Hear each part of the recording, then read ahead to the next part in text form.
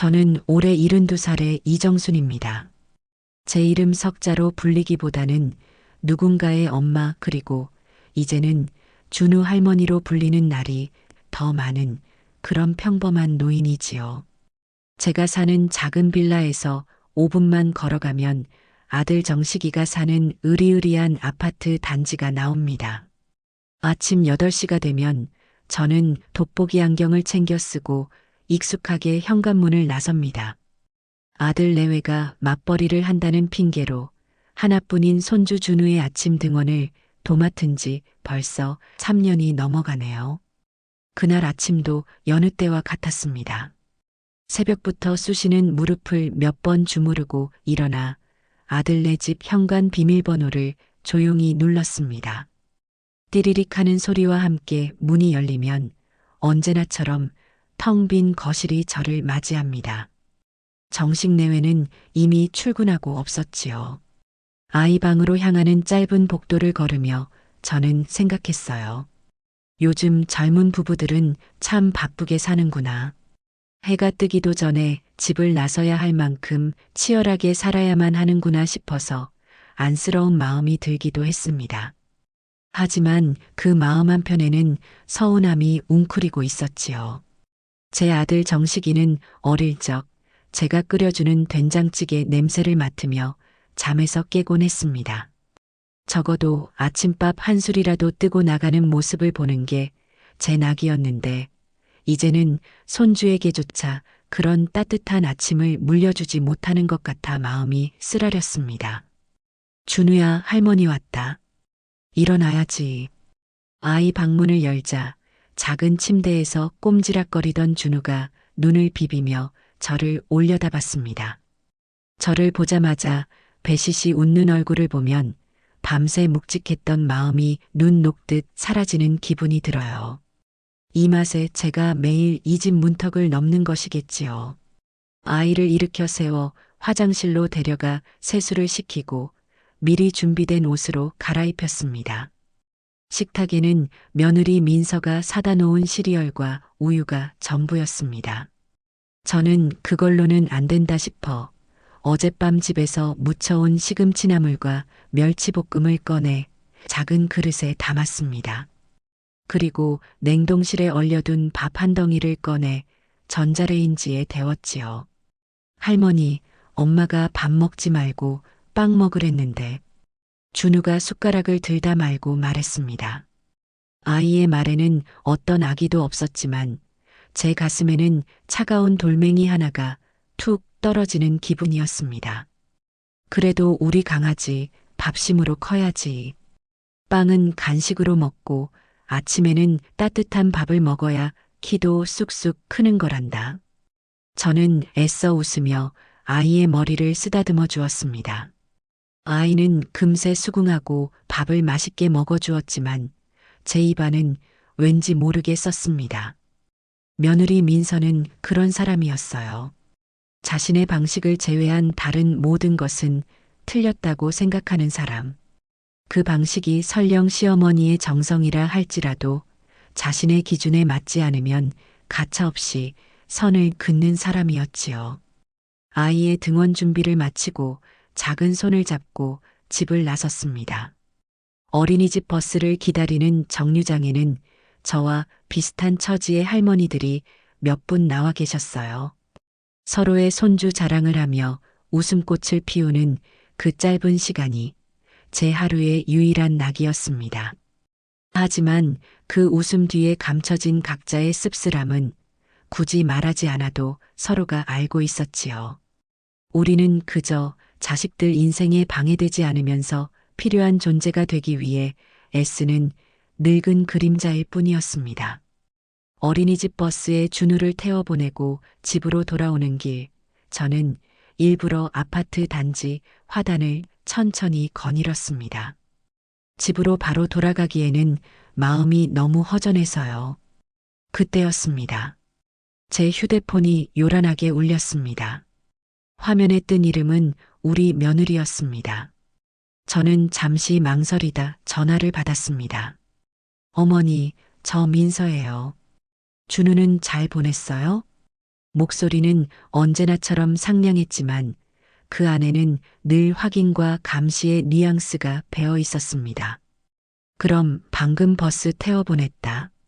밥도 한 그릇 뚝딱 먹고 갔어. 밥이요? 어머니, 제가 식탁에 둔 빵이랑 시리얼 못 보셨어요? 아침부터 밥 먹이면 속 더부룩해서 준우 소화 잘 못 시켜요.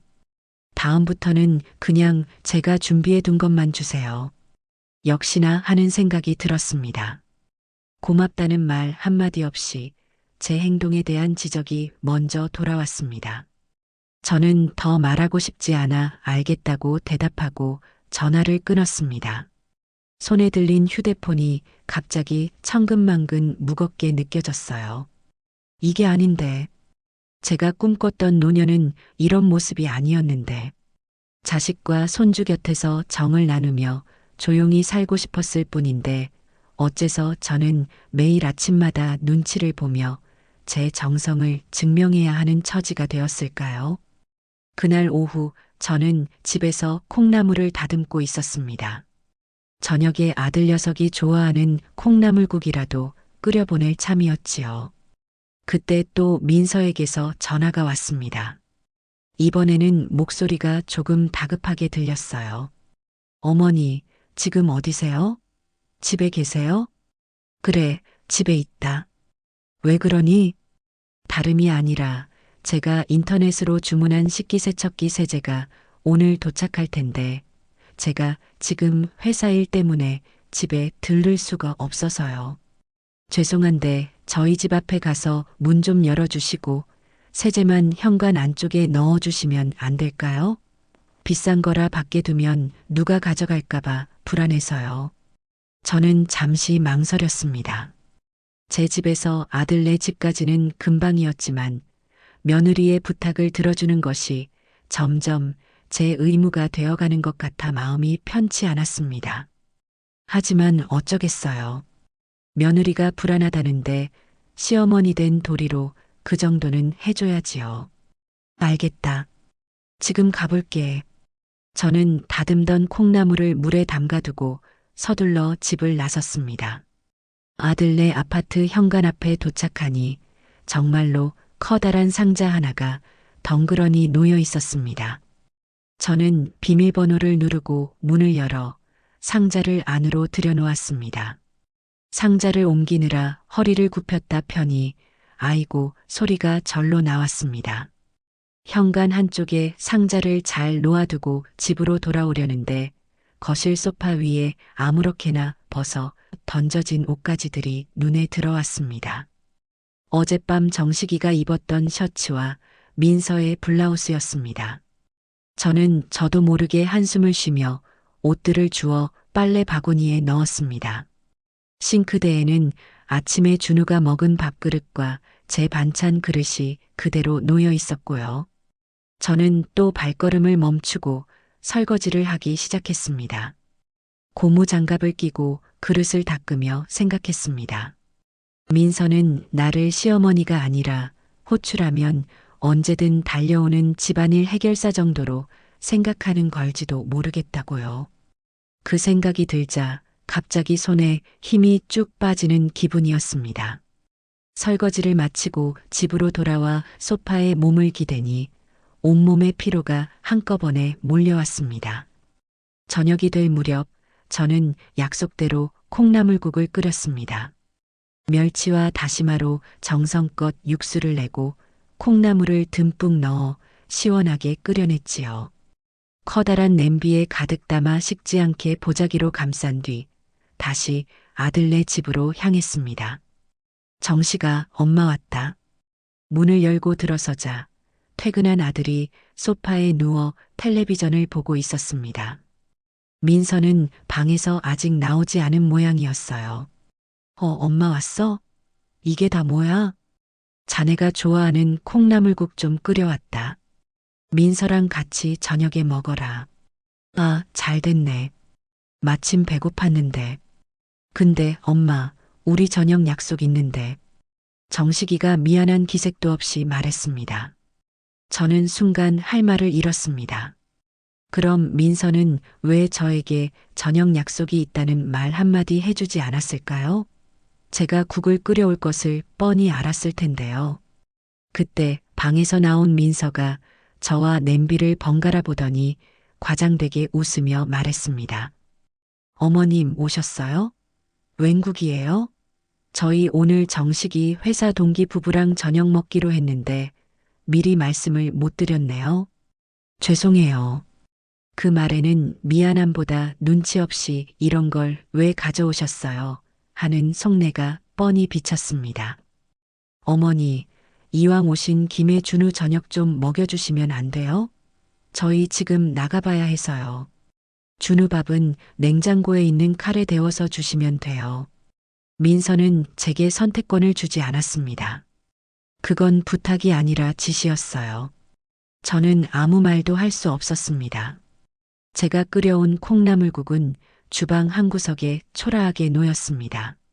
정식 내외는 보란 듯이 좋은 옷으로 갈아입고 향수까지 뿌린 뒤 제게 준우를 맡기고 현관을 나섰습니다. 다녀오겠습니다 하는 목소리에는 어떤 미안함도 고마움도 담겨 있지 않았습니다. 저는 텅 빈 거실에 서서 잠든 준우의 방문을 한참이나 바라보았습니다. 내 아들, 내 손주가 사는 이 화려하고 넓은 집에서 어째서 저는 점점 더 작아지고 있을까요? 제 자리는 어디일까요? 그날 밤 저는 제가 끓여온 콩나물국을 혼자서 꾸역꾸역 먹었습니다. 국물은 시원했지만 제 속은 답답하게 체한 듯이 뜨거웠습니다. 그것이 모든 것의 시작이었습니다. 아주 길고 지독한 이야기의 서막이었지요. 그날 제가 끓여간 콩나물국이 차갑게 식어가는 걸 보며 밤을 지새운 이후 제 마음속에는 이전과 다른 서늘한 바람이 불기 시작했어요. 눈에는 보이지 않지만 분명히 존재하는 날카로운 유리 조각 같은 게 마음 한구석에 콕 박혀버린 기분이었죠. 애써 괜찮은 척, 아무렇지 않은 척 웃어 보였지만 그 상처는 일상의 모든 순간에 존재감을 드러내며 저를 괴롭혔습니다. 며느리 민서는 언제나처럼 겉으로는 깍듯했고 제 아들 정식이는 늘 그랬듯 무심했어요. 그들의 세상은 아무것도 변하지 않았지만 제 세상은 뿌리부터 흔들리고 있었습니다. 화창한 주말이었어요. 모처럼 미세먼지 하나 없는 파란 하늘이 펼쳐진 날이라 저는 손주 준우를 데리고 아파트 단지 중앙에 있는 커다란 놀이터로 나갔어요. 아이는 제 손을 놓자마자 신이 나서 커다란 정글짐으로 달려갔고 저는 아이가 보이는 곳에 있는 낡은 나무 그네에 자리를 잡고 앉았죠. 삐걱, 삐걱하고 그네가 우는 소리가 꼭 제 마음을 대신하는 것 같았어요. 놀이터에는 저 말고도 다른 할머니, 할아버지들이 몇 분 더 계셨는데 다들 저와 비슷한 처지일 테지요. 자식들 대신 손주들 뒷공무니를 좇으며 그 아이들의 웃음소리에서 하루를 버틸 힘을 얻는 사람들 말이에요. 준우 할머니, 오늘도 나오셨네요. 아주 매일 출근 도장을 찍으셔요. 옆 그네에 앉아있던 바로 앞동 사는 할머니가 말을 걸어왔어요. 저는 멋쩍게 웃으며 대답했죠. 그러게요. 애들이 바쁘니 우리라도 부지런히 움직여야죠. 저 녀석 뛰어노는 것만 봐도 밥 안 먹어도 배가 부르네요. 사실 그건 거짓말이었어요. 배는 늘 고팠고 마음은 더 허기졌거든요. 하지만 우리는 서로에게 그런 속내를 잘 드러내지 않아요. 그게 이 시대를 살아가는 늙은 부모들의 말없는 약속 같은 거니까요. 한참을 그렇게 아이 노는 모습을 멍하니 보고 있는데 미끄럼틀을 10여 번은 더 타고 내려온 준우가 땀을 뻘뻘 흘리며 제게로 달려왔어요. 그리고는 제 무릎 위로 털썩 올라앉아 제 얼굴을 빤히 올려다보며 묻는 말이 제 심장을 향해 날아오는 화살이 될 줄은 정말 꿈에도 몰랐습니다. 할머니, 할머니는 옛날 사람이야? 아이의 목소리는 어찌나 맑고 순수하던지요. 저는 아이의 뜬금없는 질문에 웃음부터 나왔어요.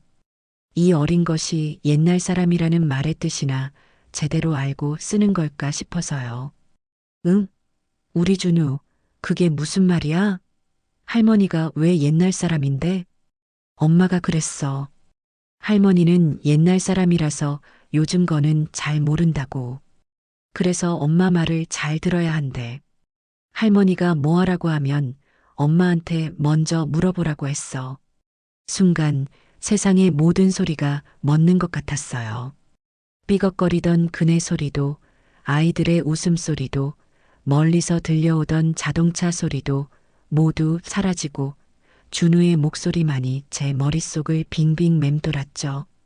제 손주에게, 제 아들의 아들에게 저는 그저 옛날 사람이라서 그 판단을 믿을 수 없는, 그래서 늘 감시하고 확인해야 하는 존재로 여겨지고 있었던 거예요. 며느리 민서가 제 등 뒤에서 어떤 말들로 저를 깎아내리고 있는지 이 어린아이의 입을 통해 너무나도 선명하게 알게 된 순간이었습니다. 제 얼굴이 딱딱하게 굳어가는 게 느껴졌어요. 하지만 저는 필사적으로 입꼬리를 끌어올려 미소를 지었습니다. 이 예쁜 아이에게 상처받은 할머니의 얼굴을 보여주고 싶지는 않았거든요. 제 감정 때문에 아이가 엄마에게 꾸중이라도 들을까봐 덜컥 겁이 났어요. 그랬구나. 우리 준우, 엄마 말씀 잘 듣는구나. 아주 착하네.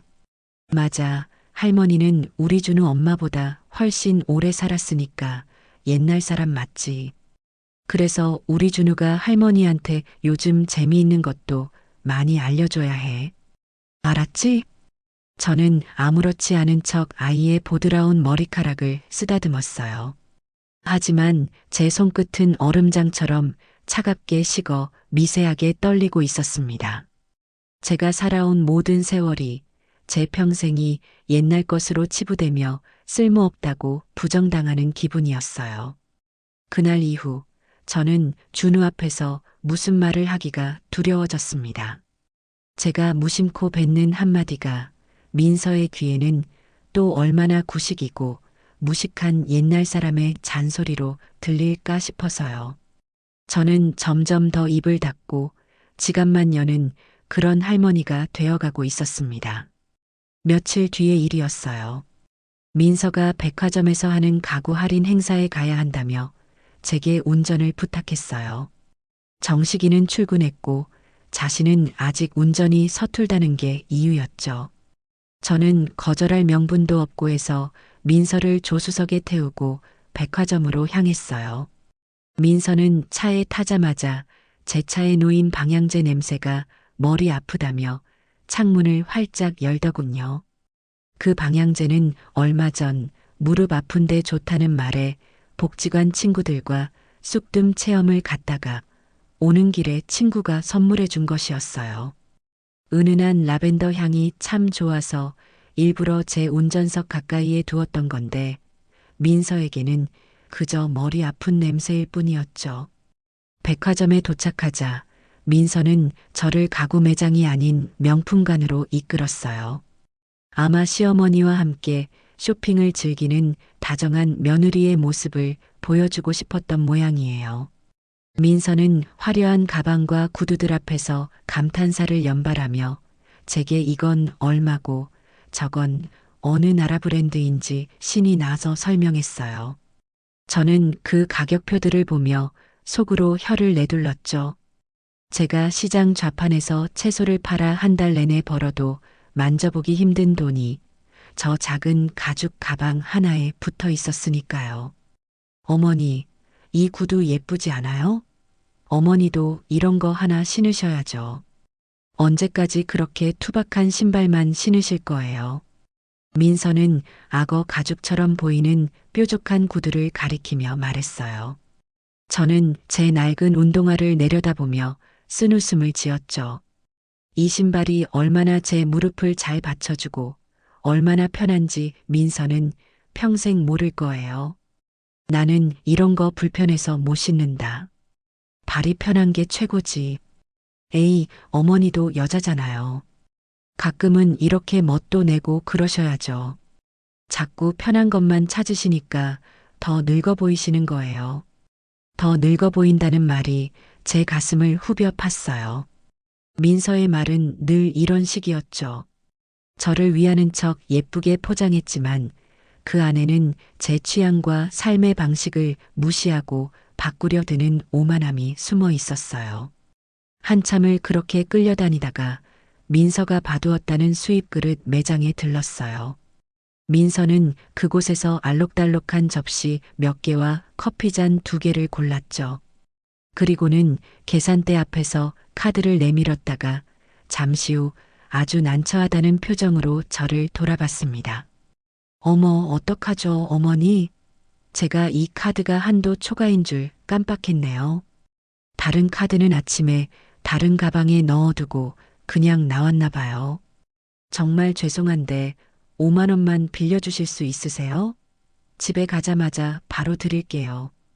그 연극 같은 상황 앞에서 저는 아무 의심 없이 지갑을 열었어요. 꼬깃꼬깃한 10,000원짜리 5장을 꺼내 민서에게 건넸죠. 아들 내외 체면이 있지. 백화점 계산대 앞에서 며느리를 망신시킬 수는 없었으니까요. 민서는 어머니 감사해요. 역시 어머니밖에 없어요. 라며 살갑게 제 팔짱을 꼈어요. 계산을 마친 그릇이 담긴 쇼핑백은 당연하다는 듯이 제 손에 들려 있었습니다. 저는 그 5만 원을 까맣게 잊고 있었어요. 그런데 일주일이 지나고 열흘이 지나도록 민서는 돈을 갚을 생각을 하지 않았죠. 오히려 그날 산 새 커피잔에 보란 듯이 커피를 내려 마시며 제게도 한 잔 권할 뿐이었어요. 액수가 커서가 아니에요. 약속을 그리고 저라는 사람을 얼마나 가볍게 여기면 이럴 수 있을까 싶었죠. 저는 며칠을 망설였습니다. 이깟 돈 때문에 속 좁은 시어머니가 되고 싶지는 않았거든요. 하지만 이대로 넘어가면 저는 앞으로도 계속해서 이런 무시를 당하며 살아야 할 것만 같았어요. 저는 주말 저녁 아들 내외와 함께 거실에 앉아 텔레비전을 볼 때 최대한 아무렇지 않은 척 이야기를 꺼냈어요. 아가, 혹시 말이다.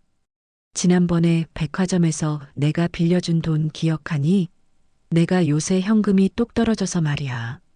제 말에 민서는 과일을 깎던 손을 멈추고 정말 모르겠다는 표정으로 제게 되물었어요. 돈이요? 제가 어머니께 돈을 빌렸어요? 언제요? 그 천연덕스러운 표정에 저는 할 말을 잃었죠. 정식이가 옆에서 무슨 돈? 하고 묻자 그제야 민서는 하고 손뼉을 쳤어요. 아, 그거요. 그릇 쌀 때. 아이고, 어머니. 제가 정말 깜빡했네요. 죄송해요. 근데 어머니, 그런 푼돈을 다 기억하고 계셨어요? 호. 저는 당연히 어머니가 저 용돈 주신 거라고 생각했죠. 다음에 제가 맛있는 거 사드릴게요.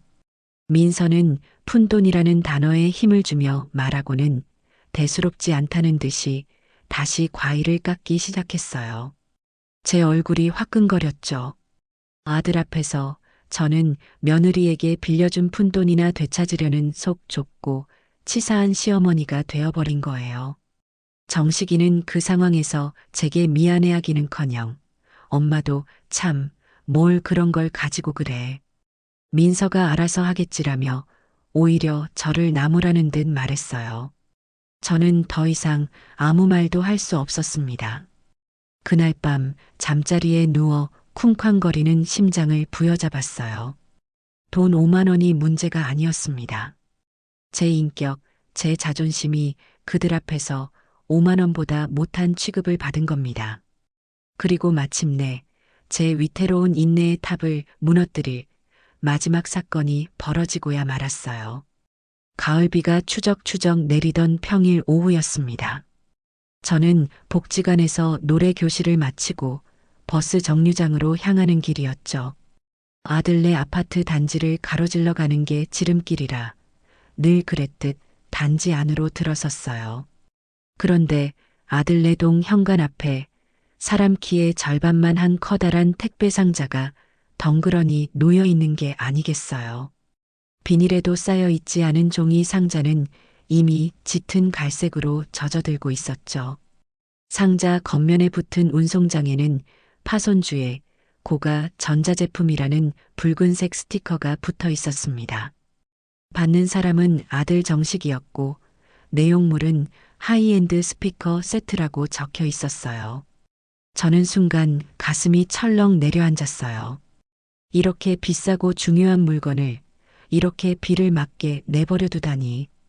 배송기사도 무심하고 이걸 알고도 내버려둔 아들 내외도 참 너무하다는 생각이 들었죠. 이대로 두면 상자 안의 기계까지 모두 젖어 망가질 것이 불 보듯 뻔했어요. 저는 잠시 망설였습니다. 이걸 또 내가 나서서 처리했다가 무슨 잔소리를 들을지 몰랐으니까요. 하지만 빗줄기는 점점 더 굵어지고 있었고 제 양심이 도저히 발걸음을 떼지 못하게 했어요. 그래, 나중에 욕을 먹더라도 아들 녀석의 비싼 물건이 망가지는 걸 보고만 있을 수는 없지. 이건 시어머니로서, 어른으로서 당연히 해야 할 일이다. 저는 그렇게 제 자신을 합리화하며 결심을 굳혔습니다. 가방을 한쪽 어깨에 고쳐 메고 상자의 양쪽을 힘껏 끌어안았어요. 으라차 하고 기압을 넣었지만 상자는 생각보다 훨씬 무거워 꿈쩍도 하지 않았죠. 저는 늙고 약해진 제 몸이 원망스러웠어요. 하지만 포기할 수는 없었습니다. 저는 상자를 바닥에 끈 채 조금씩 현관 쪽으로 옮기기 시작했어요. 거친 시멘트 바닥에 상자가 끌리며 드드득 하는 소리를 냈죠. 상자 모서리가 조금 찢어지며 안에 스티로폼이 하얗게 드러났어요. 저는 그것을 보고 더 마음이 급해졌습니다. 몇 번이나 허리를 두드려가며 쉬기를 반복한 끝에 겨우 상자를 현관 안으로 들여놓는데 성공했어요. 비밀번호를 누르고 문을 열어 비가 들이치지 않는 복도 안쪽에 상자를 안전하게 세워두었죠. 온몸은 땀과 빗물로 축축했고 숨이 턱까지 차올라 심장이 터질 것 같았어요. 낑낑대느라 굽혔던 허리에서는 비명 같은 통증이 느껴졌습니다. 하지만 저는 마음만은 뿌듯했어요. 제가 또 한 건 해냈다고 아들 내외가 집에 돌아오면 분명 저에게 고마워할 것이라고 그렇게 믿었습니다. 젖은 옷을 툭툭 털고 집으로 돌아오면서도 이따가 아들에게 전화해 이 무용담을 들려주며 으쓱해야겠다고 생각했죠. 그것이 얼마나 어리석고 얼마나 끔찍한 착각이었는지 저는 단 몇 시간 뒤에 뼈저리게 깨닫게 될 운명이었습니다. 그날 저녁 저는 쑤시는 허리에 파스를 붙이고 소파에 누워 있었어요. 고된 노동 뒤의 휴식은 달콤해야 마땅하지만 어쩐지 마음 한구석이 계속 불안했죠. 그때였어요. 제 휴대폰이 마치 비명이라도 지르는 듯 요란하게 울리기 시작했습니다. 화면에 떠오른 우리 며느리라는 5글자가 그날따라 사형 선고처럼 느껴졌어요. 저는 불길한 예감에 심호흡을 한번 하고 전화를 받았습니다. 수화기 너머로 들려오는 민서의 목소리는 제 예상보다 훨씬 더 싸늘하고 분노에 차 있었어요. 어머니, 지금 당장 저희 집으로 좀 와보시겠어요? 어머니가 무슨 짓을 해놓으셨는지 직접 와서 보셔야 할 것 같아요. 다짜고짜 저를 죄인 취급하는 말투였죠. 무슨 일이냐고 물을 새도 없이 전화는 일방적으로 끊겼어요. 저는 심장이 철렁 내려앉는 것을 느끼며 쑤시는 허리를 일으켜 부랴부랴 옷을 챙겨 입었습니다. 밖은 이미 어두워져 있었고 빗줄기는 더욱 거세져 있었어요. 우산을 받쳐들고 아들네 집으로 향하는 그 짧은 길이 마치 지옥으로 향하는 길처럼 멀고 험하게 느껴졌습니다. 아들네 현관 앞에 도착하자 초인종을 누르기도 전에 문이 벌컥 열렸어요. 잔뜩 격앙된 얼굴에 민서가 팔짱을 낀 채 저를 위아래로 훑어보며 길을 비켜주지도 않고 서 있었습니다. 어머니, 이게 뭐예요? 제가 이걸 설명해 달라고 어머니를 여기까지 오시라고 한 거예요. 민서의 뾰족한 손가락은 거실 한가운데에 놓인 제가 오늘 오후에 사투를 벌이며 옮겨놓은 그 택배 상자를 가리키고 있었어요. 상자의 한쪽 모서리는 제가 바닥에 끌고 오느라 찢어져 있었고 젖은 부분이 얼룩덜룩하게 마르고 있었죠. 저는 아직도 상황 파악이 되지 않아 어리둥절한 표정으로 말했습니다. 아, 그거 말이니? 오늘 비가 너무 많이 오기에 젖을까봐 내가 안으로 들여놨다. 이게 보통 비싼 물건이 아니라고 쓰여 있기에 행여나 고장날까봐 걱정이 돼서 그랬지. 저는 여전히 제가 좋은 일을 했다고 믿고 있었어요. 당연히 칭찬받아 마땅하다고 생각했죠. 하지만 제 순진한 기대는 민서의 다음 말 한마디에 산산조각이 나고 말았습니다. 누가 어머니더러 이런 거 손대라고 하셨어요? 제가 제 물건, 아니 우리 물건에 함부로 손대지 말라고 몇 번이나 말씀드렸어요. 어머니, 귀가 잘 안 들리세요? 아니면 제 말을 무시하시는 거예요? 민서의 목소리는 히스테릭한 비명처럼 변해 있었어요. 그 고함 소리가 제 고막을 찢는 것 같았죠. 남의 물건이라는 말이 지난번보다 더 업그레이드 되어 이제는 제 지청각 능력과 인성까지 모욕하고 있었어요.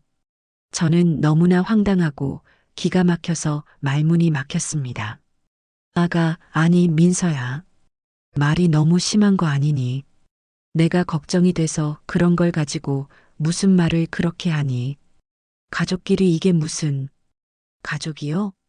가족이면 남의 집에 와서 물건을 이렇게 망가뜨려도 되는 거예요? 이거 보세요, 어머니. 어머니가 이 상자를 바닥에 질질 끌고 오시는 바람에 이렇게 다 찢어지고 안에 충격이 갔을지 안 갔을지 어떻게 알아요? 이 안에 들어있는 스피커가 얼마나 민감하고 예민한 부품들로 만들어졌는지 어머니가 아시기나 하세요? 민서는 찢어진 상자 모서리를 손가락으로 후벼 파듯 가리키며 악을 썼어요. 마치 제가 아들의 재산에 어마어마한 손해라도 입힌 대역죄인이 된 기분이었죠. 제 선의와 노력은 한순간에 무식한 행동으로 둔갑했고 저는 변명할 기회조차 얻지 못했습니다.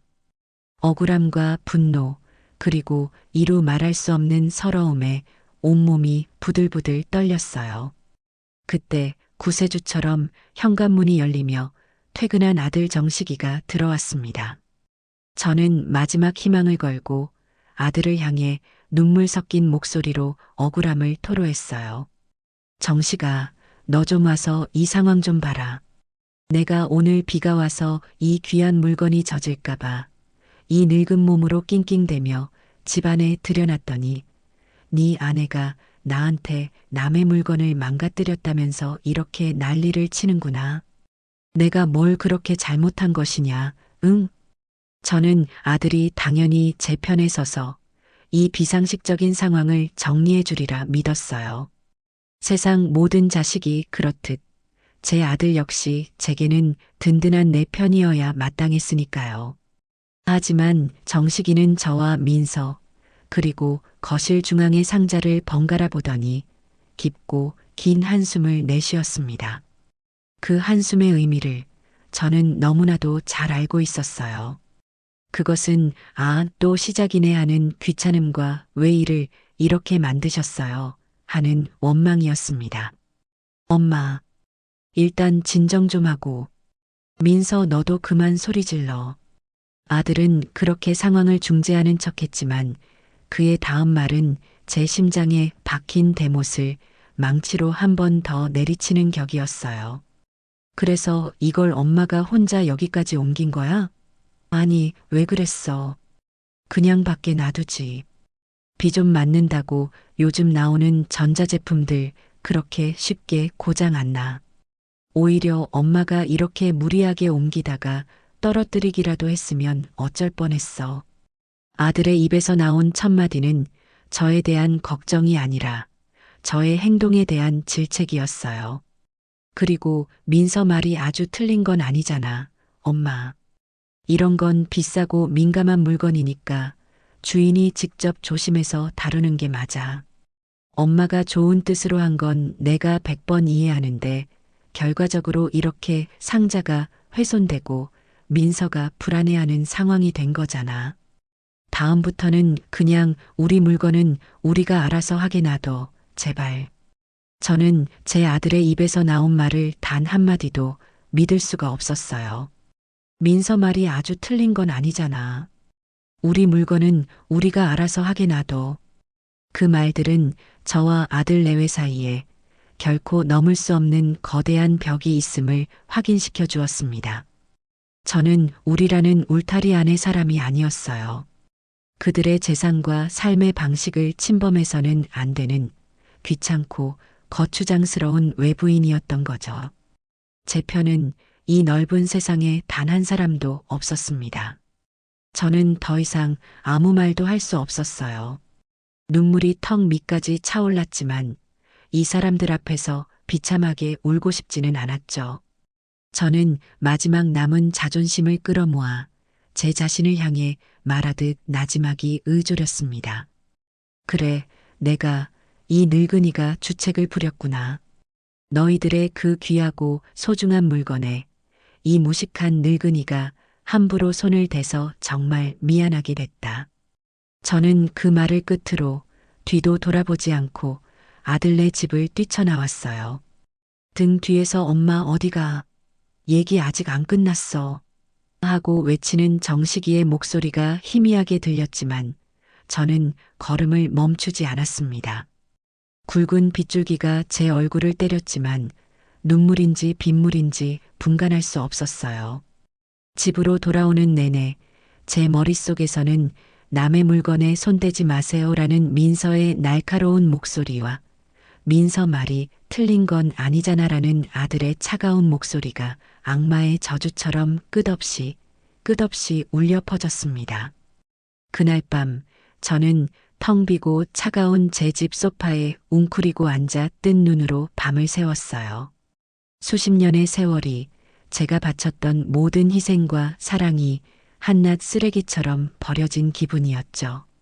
남편 일찍 여의고 시장 좌판에서 찬바람 맞아가며 악착같이 돈을 모아 정식이 하나를 키웠습니다. 내 아들 행여나 남들 앞에서 기죽을까 남들 먹는 거, 남들 입는 거, 그 이상으로 해주려고 제 젊음과 인생을 모두 바쳤어요. 그렇게 애지중지 키워 장가를 보내고 번듯한 집에서 예쁜 손주까지 낳아 사는 것을 보며 저는 이제 내 인생의 모든 의무와 책임을 다했다고 이제는 좀 편안하게 늙어갈 수 있으리라 믿었습니다. 하지만 그 모든 것이 제 착각이요, 환상이었습니다.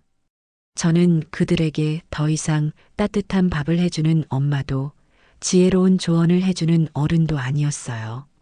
그저 필요할 때만 호출해서 쓰는 무료 가사 도우미이자 귀찮은 일이 생기면 모든 책임을 떠넘길 수 있는 늙고 무식한 시어머니였을 뿐입니다. 어둠 속에서 저는 더 이상 눈물을 흘리지 않았어요. 슬픔과 억울함이 지나간 자리에 차갑고 단단한 무언가가 차오르기 시작했습니다. 그것은 분노이자 서늘한 결이었어요. 그래, 너희들 말이 맞다. 너희들의 삶, 너희들의 물건. 이제 다시는 이 이정순이가 손대지 않으마. 너희들이 나와 너희들 사이에 그토록 긋고 싶어하는 그 경계선. 내가 너희들이 쫓아올 수도 없는 곳으로 아주 멀리 영원히 벗어나 주마. 창밖이 희미하게 밝아오기 시작했습니다. 저는 지난 70년의 제 인생을 끝내고 앞으로의 새로운 인생을 시작하기 위한 마지막이자 가장 거대한 결정을 내렸습니다. 이 지긋지긋하고 비참한 굴레를 바로 내 손으로 직접 끊어버리기로. 다음 날 동이 텄을 때 저는 밤새 한숨도 자지 않은 사람이라고는 믿기지 않을 정도로 정신이 맑았어요. 어젯밤 저를 짓누르던 지독한 슬픔과 억울함은 이제 차갑고 단단하게 굳어 제 척추를 똑바로 세우는 강철 심지가 되어 있었죠. 더 이상 망설이거나 슬퍼할 시간이 없었어요. 저는 욕실로 들어가 찬물로 세수를 했습니다. 거울 속에 비친 늙고 지친 여자의 얼굴을 똑바로 마주 보았어요. 그리고 조용히 약속했죠. 이정순, 오늘부터 너는 다시 태어나는 거야. 누구의 엄마도 누구의 할머니도 아닌 오직 너 자신을 위해 사는 거야.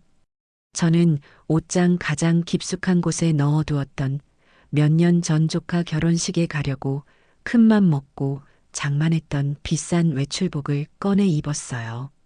낡은 화장대 앞에 앉아 서랍 속에서 말라붙어 있던 립스틱을 꺼내 입술에 꼼꼼히 발랐습니다.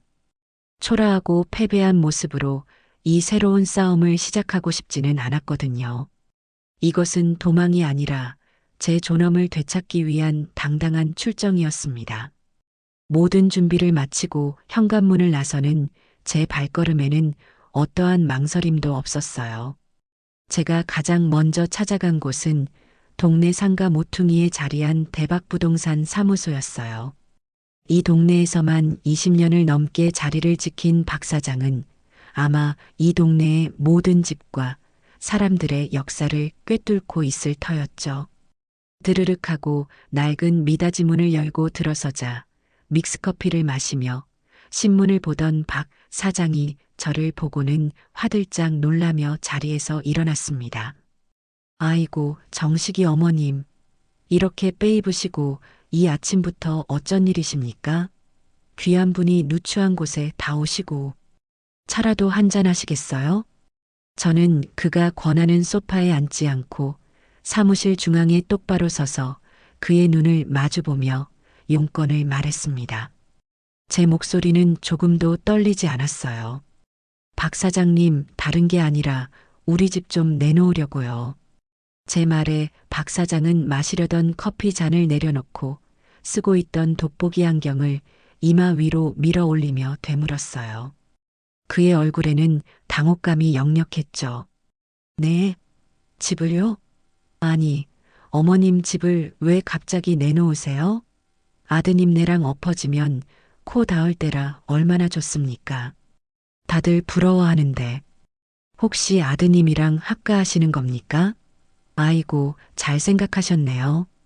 자식들이랑 같이 사는 게 최고죠. 박 사장은 제 결정을 자신의 긍정적인 추측에 끼워 맞추려 애썼어요. 저는 단호하게 고개를 가로저었습니다. 아니요. 합가 안 합니다. 그냥 이 동네를 떠나서 좀 조용하고 공기 좋은 곳으로 가고 싶어서요. 그러니 이 집 좀 최대한 빨리 팔아주세요. 시세보다 조금 싸게 내놓아도 상관없습니다. 조건이 하나 있다면 아주 조용하게 진행해 주셨으면 합니다. 제가 집을 내놓았다는 사실을 제 아들 내외는 절대로 몰라야 해요. 제 단호한 어조와 아들 내외는 절대로 모르게라는 비밀스러운 조건에 박 사장은 그제야 무언가 심상치 않은 일이 벌어지고 있음을 직감한 듯 했어요. 그는 더 이상 제게 이유를 묻지 않았습니다.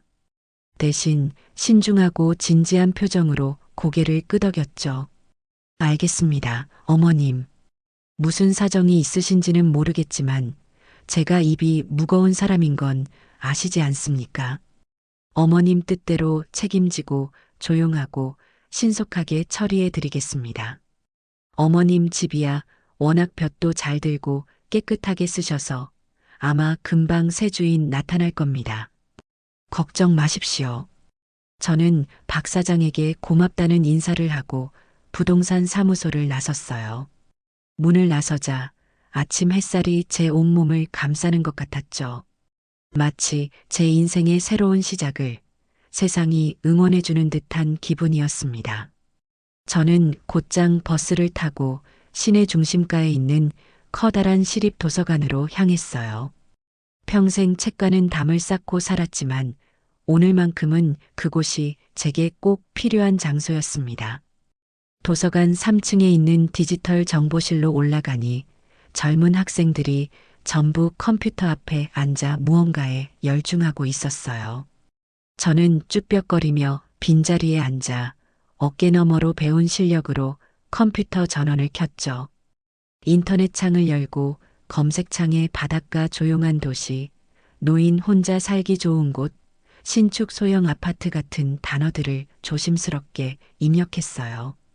수많은 정보들이 화면에 쏟아져 나왔죠.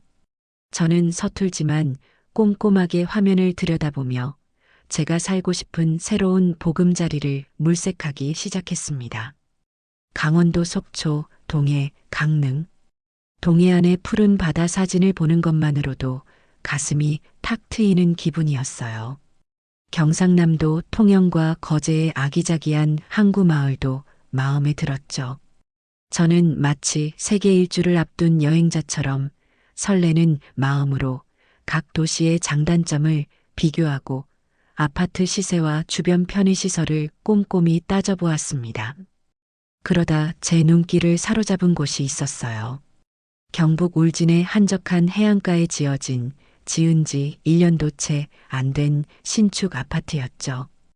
20평 남짓한 작은 평수였지만 혼자 살기에는 더할 나위 없이 넓어 보였어요. 무엇보다 제 마음을 사로잡은 것은 거실 통창 너머로 동해 바다가 한눈에 들어오는 그 그림 같은 풍경이었습니다. 저는 그 사진을 한참이나 넋을 잃고 바라보았어요. 저 창가에 앉아 매일 아침 떠오르는 해를 볼 수만 있다면 지난 세월의 모든 아픔을 씻어낼 수 있을 것만 같았거든요. 저는 그 아파트의 주소와 분양사무소 연락처를 가방에서 꺼낸 낡은 수첩에 정성껏 옮겨 적었습니다. 이번 주말에는 꼭 직접 그곳에 내려가 내 눈으로 확인하리라 굳게 마음먹었어요. 도서관을 나와 집으로 돌아오는 길, 제 발걸음은 마치 20살 처녀 시절처럼 가볍고 경쾌했어요. 수십 년간 저를 짓누르던 엄마와 할머니라는 이름의 무게를 벗어던지고 오롯이 이정순이라는 이름의 내 인생을 내 손으로 직접 설계하고 있다는 사실에 이제껏 느껴보지 못했던 짜릿한 해방감과 희망이 샘솟았죠. 집에 도착한 저는 그 기세를 몰아 수십 년간 쌓아두었던 묵은 짐들을 정리하기 시작했어요. 언젠가 쓸모가 있을 거라며 버리지 못했던 낡은 그릇들, 해지고 색이 바랜 옷가지들, 그리고 장롱 깊숙한 곳에 보관해 두었던 앨범들을 모두 꺼냈습니다. 앨범 속에는 빛바랜 제 과거가 고스란히 담겨 있었어요. 남편과 나란히 서서 어색하게 웃고 있는 결혼사진, 포대기에 쌓인 아들 정식이의 100일 사진, 손주 준우가 태어났을 때 병원에서 감격에 겨워 찍었던 사진. 사진 속에 저는 언제나 누군가의 곁에서 누군가를 위해 행복하게 웃고 있었죠. 하지만 그 어디에도 이정순이라는 여자 혼자만의 온전한 행복은 보이지 않았어요. 저는 그 앨범들을 커다란 상자에 넣어 테이프로 단단히 봉했습니다. 과거와의 진정한 작별이었습니다. 그렇게 며칠이 흘렀어요.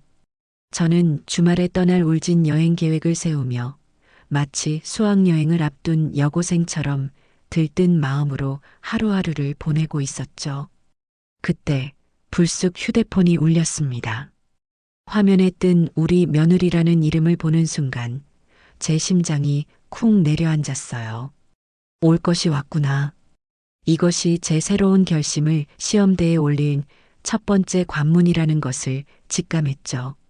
저는 잠시 숨을 고르고 최대한 평온한 목소리로 전화를 받았습니다. 여보세요. 어머니, 저 민서예요. 어디 아프신 거 아니죠? 왜 이렇게 연락이 안 되세요? 수화기 너머의 목소리는 걱정이 아니라 짜증이 섞인 질책이었어요.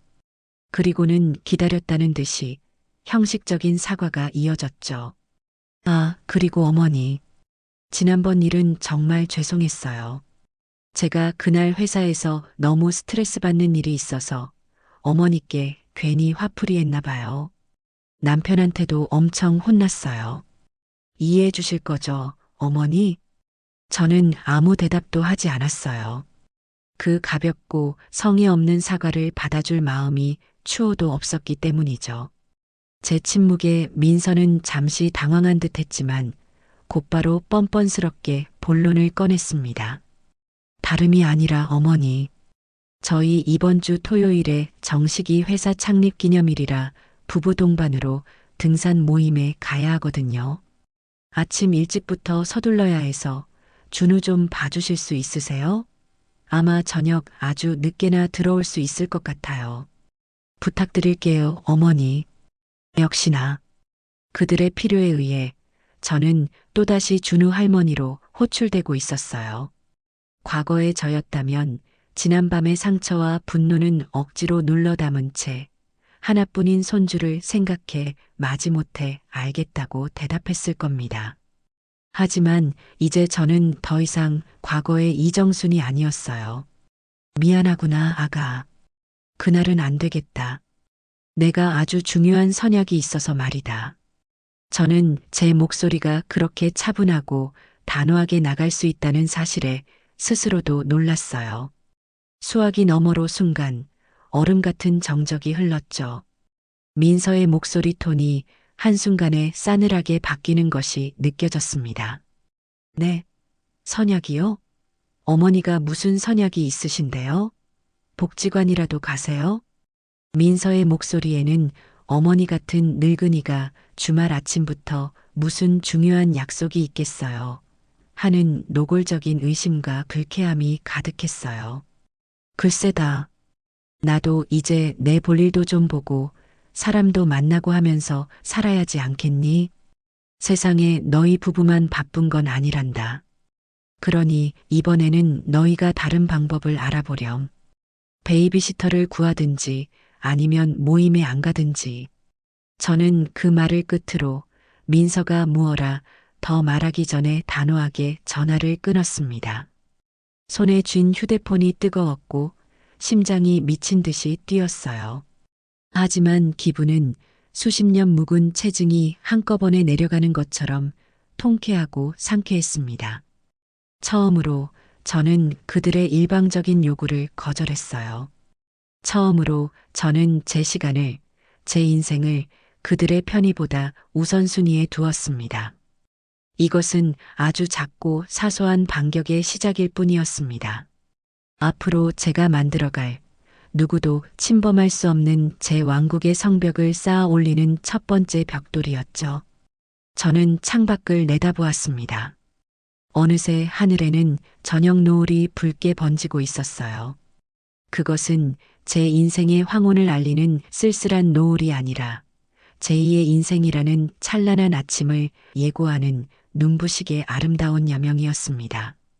며느리 민서에게 처음으로 아니라고 말한 그날 이후 제 삶에는 미묘하지만 분명한 변화의 바람이 불기 시작했어요. 수십 년간 저를 짓누르던 투명한 족쇄가 하나 풀어진 느낌이었죠. 물론 그날 이후 민서에게서는 어떤 연락도 오지 않았어요. 아마 단단히 삐졌거나 혹은 제 단호한 태도에 당황해서 어떻게 반응해야 할지 모르고 있을 테지요. 아들 정식이 역시 마찬가지였습니다. 제 아내는 제 엄마와 싸웠는데 그 중간에서 중재를 하거나 제 안부를 묻는 전화 한 통 없었어요.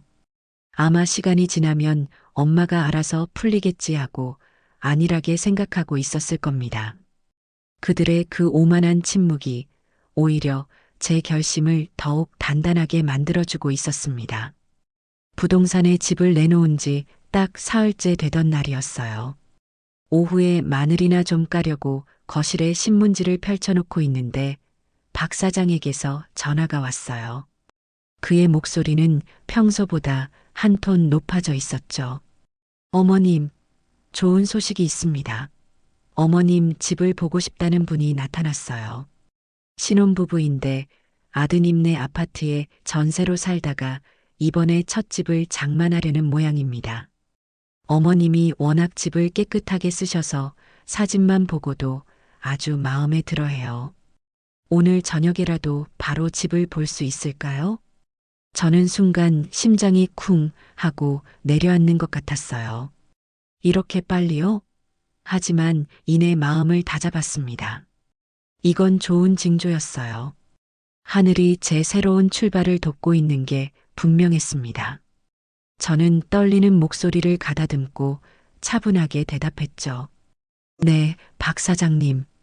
저녁에 오시라고 하세요. 제가 잘 준비하고 있겠습니다.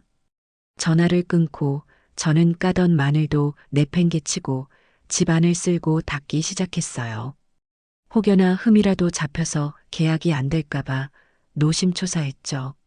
낡았지만 평생을 바쳐 갖고 온 제 집의 마지막 가치를 최고로 인정받고 싶었습니다.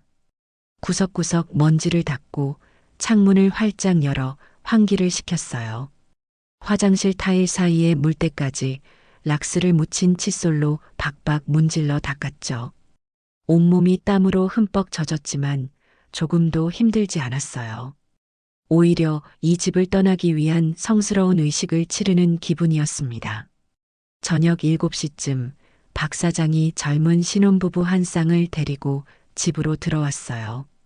남자는 제 아들 정식이 또래로 보였고 여자는 이제 막 30줄에 들어선 앳된 얼굴이었죠. 그들은 집 안으로 들어서자마자 와, 정말 깨끗하다. 햇빛도 잘 들고요. 라며 감탄했어요. 저는 그들의 모든 질문에 미소를 띤 채 성심성의껏 대답했습니다. 이 집의 남향 창문이 여름에는 얼마나 시원하고 겨울에는 얼마나 따뜻한지, 위층에는 누가 살고 아래층에는 누가 사는지, 동네의 어느 떡볶이집이 맛있고 어느 세탁소가 좀씨가 좋은지. 젊은 아내는 제 설명을 들으며 연신 고개를 끄덕였고 제 손을 꼭 잡으며 말했어요. 어머님이 정말 정붙이고 사신 집이라는 게 느껴져요. 저희가 이 집에 살게 되면 어머님처럼 아끼고 깨끗하게 잘 살게요. 그 말에 저는 순간 울컥하고 말았죠. 지난 수십 년간 제 아들과 며느리에게서는 단 한 번도 들어보지 못했던 따뜻한 말이었습니다. 이 집의 가치를, 제가 살아온 세월의 가치를 이생면부지의 젊은 부부가 알아봐주는 것 같아 눈시울이 뜨거워졌어요. 그들이 돌아가고 1시간쯤 지났을까 박 사장에게서 다시 전화가 왔습니다. 그의 목소리는 흥분으로 가득 차 있었죠. 어머님, 계약하자고 합니다. 어머님이 제시한 가격에서 단돈 10원도 깎지 않고 그대로 계약하겠다고 하네요. 내일이라도 당장 계약서 쓰자고 난리입니다. 저는 수화기를 든 채 그 자리에 한참이나 서 있었어요. 모든 것이 너무나 순조롭게 마치 잘 짜인 각본처럼 흘러가고 있었습니다. 다음 날 저는 박 사장의 부동산 사무실에서 제 인생이 담긴 집을 파는 계약서에 도장을 찍었습니다. 제 이름 석자 옆에 선명하게 찍히는 붉은 인주를 보며 저는 이것이 과거의 이정순에게 보내는 사망 선고이자 새로운 이정순에게 내리는 출생신고서라는 생각을 했습니다. 계약금을 제 통장으로 송금받고 사무실을 나오는데 다리가 후들거려 걷기조차 힘들었어요. 하지만 이건 슬픔 때문이 아니었습니다. 너무나 큰 해방감과 벅찬 감정이 한꺼번에 몰려왔기 때문이었죠. 이제 돌아갈 다리는 불태워졌습니다. 저는 곧장 고속버스 터미널로 가서 주말 아침 일찍 울진으로 떠나는 버스표를 예매했어요. 그리고 그 주 주말, 저는 제 인생 최초의 나 홀로 여행을 떠났습니다. 새벽 버스에 몸을 싣고 창밖을 바라보는데 익숙한 도시의 풍경이 점점 멀어지는 것을 보며 저는 비로소 웃을 수 있었어요. 버스가 고속도로를 달리고 차창 밖 풍경이 잿빛 빌딩에서 푸른 산과 들로 바뀌는 동안 저는 정말 오랜만에 깊은 잠에 빠져들었습니다. 울진에 도착하니 서울과는 공기부터가 달랐어요. 비릿하면서도 상쾌한 바다 내음이 제 폐부 깊숙한 곳까지 시원하게 씻어주는 기분이었죠. 저는 미리 연락해둔 부동산 소장을 만나 제가 점 찍어두었던 그 신축 아파트로 향했습니다.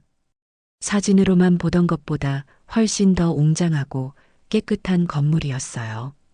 엘리베이터를 타고 12층에서 내리자 소장이 열쇠로 현관문을 열어주었습니다. 자, 들어오시죠. 아직 아무도 살지 않은 새 집입니다. 문이 열리는 순간 저는 숨을 멈췄습니다. 거실의 커다란 통창 너머로 끝없이 펼쳐진 동해 바다가 그림처럼 펼쳐져 있었기 때문이에요. 윤슬이 부서지는 푸른 바다, 수평선 위를 유유히 떠다니는 뭉게구름, 끼룩거리며 나는 갈매기떼. 그 모든 것이 마치 저를 위해 준비된 무대 같았어요. 저는 신발을 벗는 것도 잊은 채 창가로 다가가 한참이나 바다를 바라보았습니다. 철썩하고 부서지는 파도 소리가 마치 제 심장 소리처럼 들렸어요. 어떠세요, 어머님? 전망 하나는 정말 끝내주죠? 부동산 소장의 말에 저는 겨우 정신을 차렸어요. 네, 정말 좋네요. 정말 좋아요.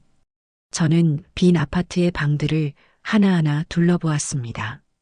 안방으로 쓸 방, 손님이 오면 내어줄 작은 방, 그리고 제 서재 겸 작업실로 쓸 또 다른 작은 방. 저는 이미 머릿속으로 가구 배치를 끝내고 있었어요. 창가에는 흔들의자를 놓고 벽에는 제가 좋아하는 풍경화를 걸고 작은 방에는 서예를 할 수 있는 커다란 책상을 놓을 참이었죠. 이 모든 공간을 오롯이 저 혼자 제 취향대로 채울 수 있다는 사실에 가슴이 벅차올랐습니다. 소장님, 저 이 집으로 계약할게요. 제 결정은 단호했습니다. 조금의 망설임도 없었어요. 그날 오후 저는 그 자리에서 바로 아파트 계약서에 도장을 찍었습니다. 제 인생의 두 번째 집, 아니, 어쩌면 첫 번째 진짜 내 집이 생기는 순간이었습니다. 서울로 돌아오는 버스 안에서 저는 제 통장에 찍힌 계약금 액수와 새로 생긴 집의 계약서를 몇 번이고 다시 들여다보았어요. 이건 꿈이 아니었어요. 제가 제 힘으로 이뤄낸 현실이었습니다. 그렇게 제 비밀스러운 계획이 착착 진행되는 동안 아들 정식이에게서 전화가 한 통 걸려왔어요. 아마 민서가 일러 바쳤거나 아니면 제 침묵이 길어지자 슬슬 불안해진 모양이었죠.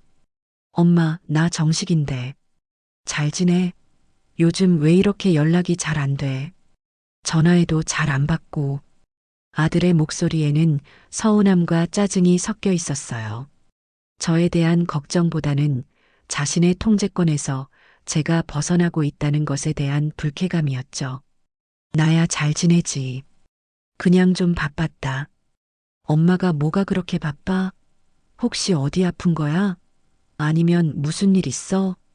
저는 수화기 너머로 피식 웃음이 나왔어요. 아프긴 왜 아프니? 건강하다. 나도 이제 내 인생 좀 즐기면서 살아야지. 맨날 너희들만 쳐다보고 살 수는 없잖니. 저는 최대한 아무렇지 않게 명랑한 목소리로 말했어요. 정식이는 제 말의 진짜 의미를 전혀 눈치채지 못하는 것 같았죠. 엄마도 참, 무슨 인생을 즐겨. 복지관이라도 더 다니는 거야? 암튼 주말에 민서랑 준우 데리고 집에 한번 들를게. 맛있는 거나 해놔. 아들은 제 대답을 듣지도 않고 일방적으로 자신의 용건만 말하고 전화를 끊었습니다. 맛있는 거나 해놔. 그 말 한마디에 정식이가 저를 어떻게 생각하는지 모든 것이 담겨 있었어요. 저는 더 이상 엄마가 아니라 자신들이 원할 때 언제든 맛있는 음식을 제공하는 식당 주인 같은 존재였던 겁니다. 저는 끊어진 전화를 들고 쓴웃음을 지었습니다. 그래, 어디 한번 와보렴. 너희들이 마주하게 될 것이 과연 맛있는 밥상일지 아니면 텅 빈 집일지 어디 한번 기대해 보렴. 저는 제 손에 들린 울진의 새 아파트 계약서를 보며 다가올 그날을 조용히 기다리고 있었습니다. 집을 팔고 잔금을 치르기까지의 시간은 제게 주어진 마지막 유예 기간과도 같았어요. 저는 그 시간 동안 이삿짐을 싸고 제 과거를 정리하며 새로운 삶을 준비했습니다. 이사업체는 박 사장이 소개해준 입이 무겁고 일 처리가 꼼꼼하기로 소문난 곳으로 정했어요. 이사 날짜는 평일 오전으로 잡았죠. 아들 내외가 모두 회사에 가고 없을 가장 조용하고 완벽한 시간이었습니다.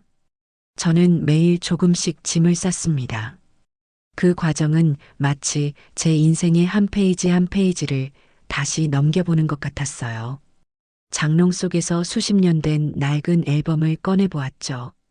빛바랜 사진 속에는 남편과 함께한 어색한 신혼 시절, 아들 정식이가 태어나 처음으로 제 품에 안겼던 순간, 그리고 손주 준우의 재롱에 마냥 행복해하던 제 모습이 담겨 있었어요. 저는 그 사진들을 한참이나 들여다보다가 결국 모두 커다란 상자에 넣어 봉해버렸습니다. 과거는 과거일 뿐, 제 새로운 인생에 함께 가져갈 짐은 아니었으니까요. 주방의 낡은 그릇들도 정리했어요. 이가 빠진 사기 그릇, 손잡이가 떨어진 냄비, 정식이가 어릴 때 쓰던 플라스틱 컵. 그 모든 것들에는 제 땀과 세월의 흔적이 묻어 있었죠. 저는 그것들을 하나하나 신문지에 싸서 버릴 물건을 담는 자루에 넣었습니다. 울진의 새 집에는 반짝이는 새 그릇들을 들여놓을 참이었어요. 오롯이 저 혼자 저를 위해 사용할 예쁜 그릇들로요. 짐을 싸는 동안에도 민서에게서는 간간히 문자가 왔어요. 아마 지난번 통화에서 제가 약속이 있다며 거절한 것에 아직도 분이 안 풀린 모양이었죠. 이사하기 며칠 전 또다시 문자가 한 통 도착했습니다. 어머니, 이번 주말에는 정말 아무 약속 없으시죠? 저희 시댁 쪽 친척 결혼식이 있는데 준우를 데려갈 수가 없어서요. 금요일 저녁에 저희 집으로 와서 주무시고 토요일 하루 종일 준우 좀 봐주세요. 일요일 아침에 저희가 데리러 갈게요. 그건 부탁이 아니라 제 일정을 멋대로 정해서 통보하는 명령서였어요.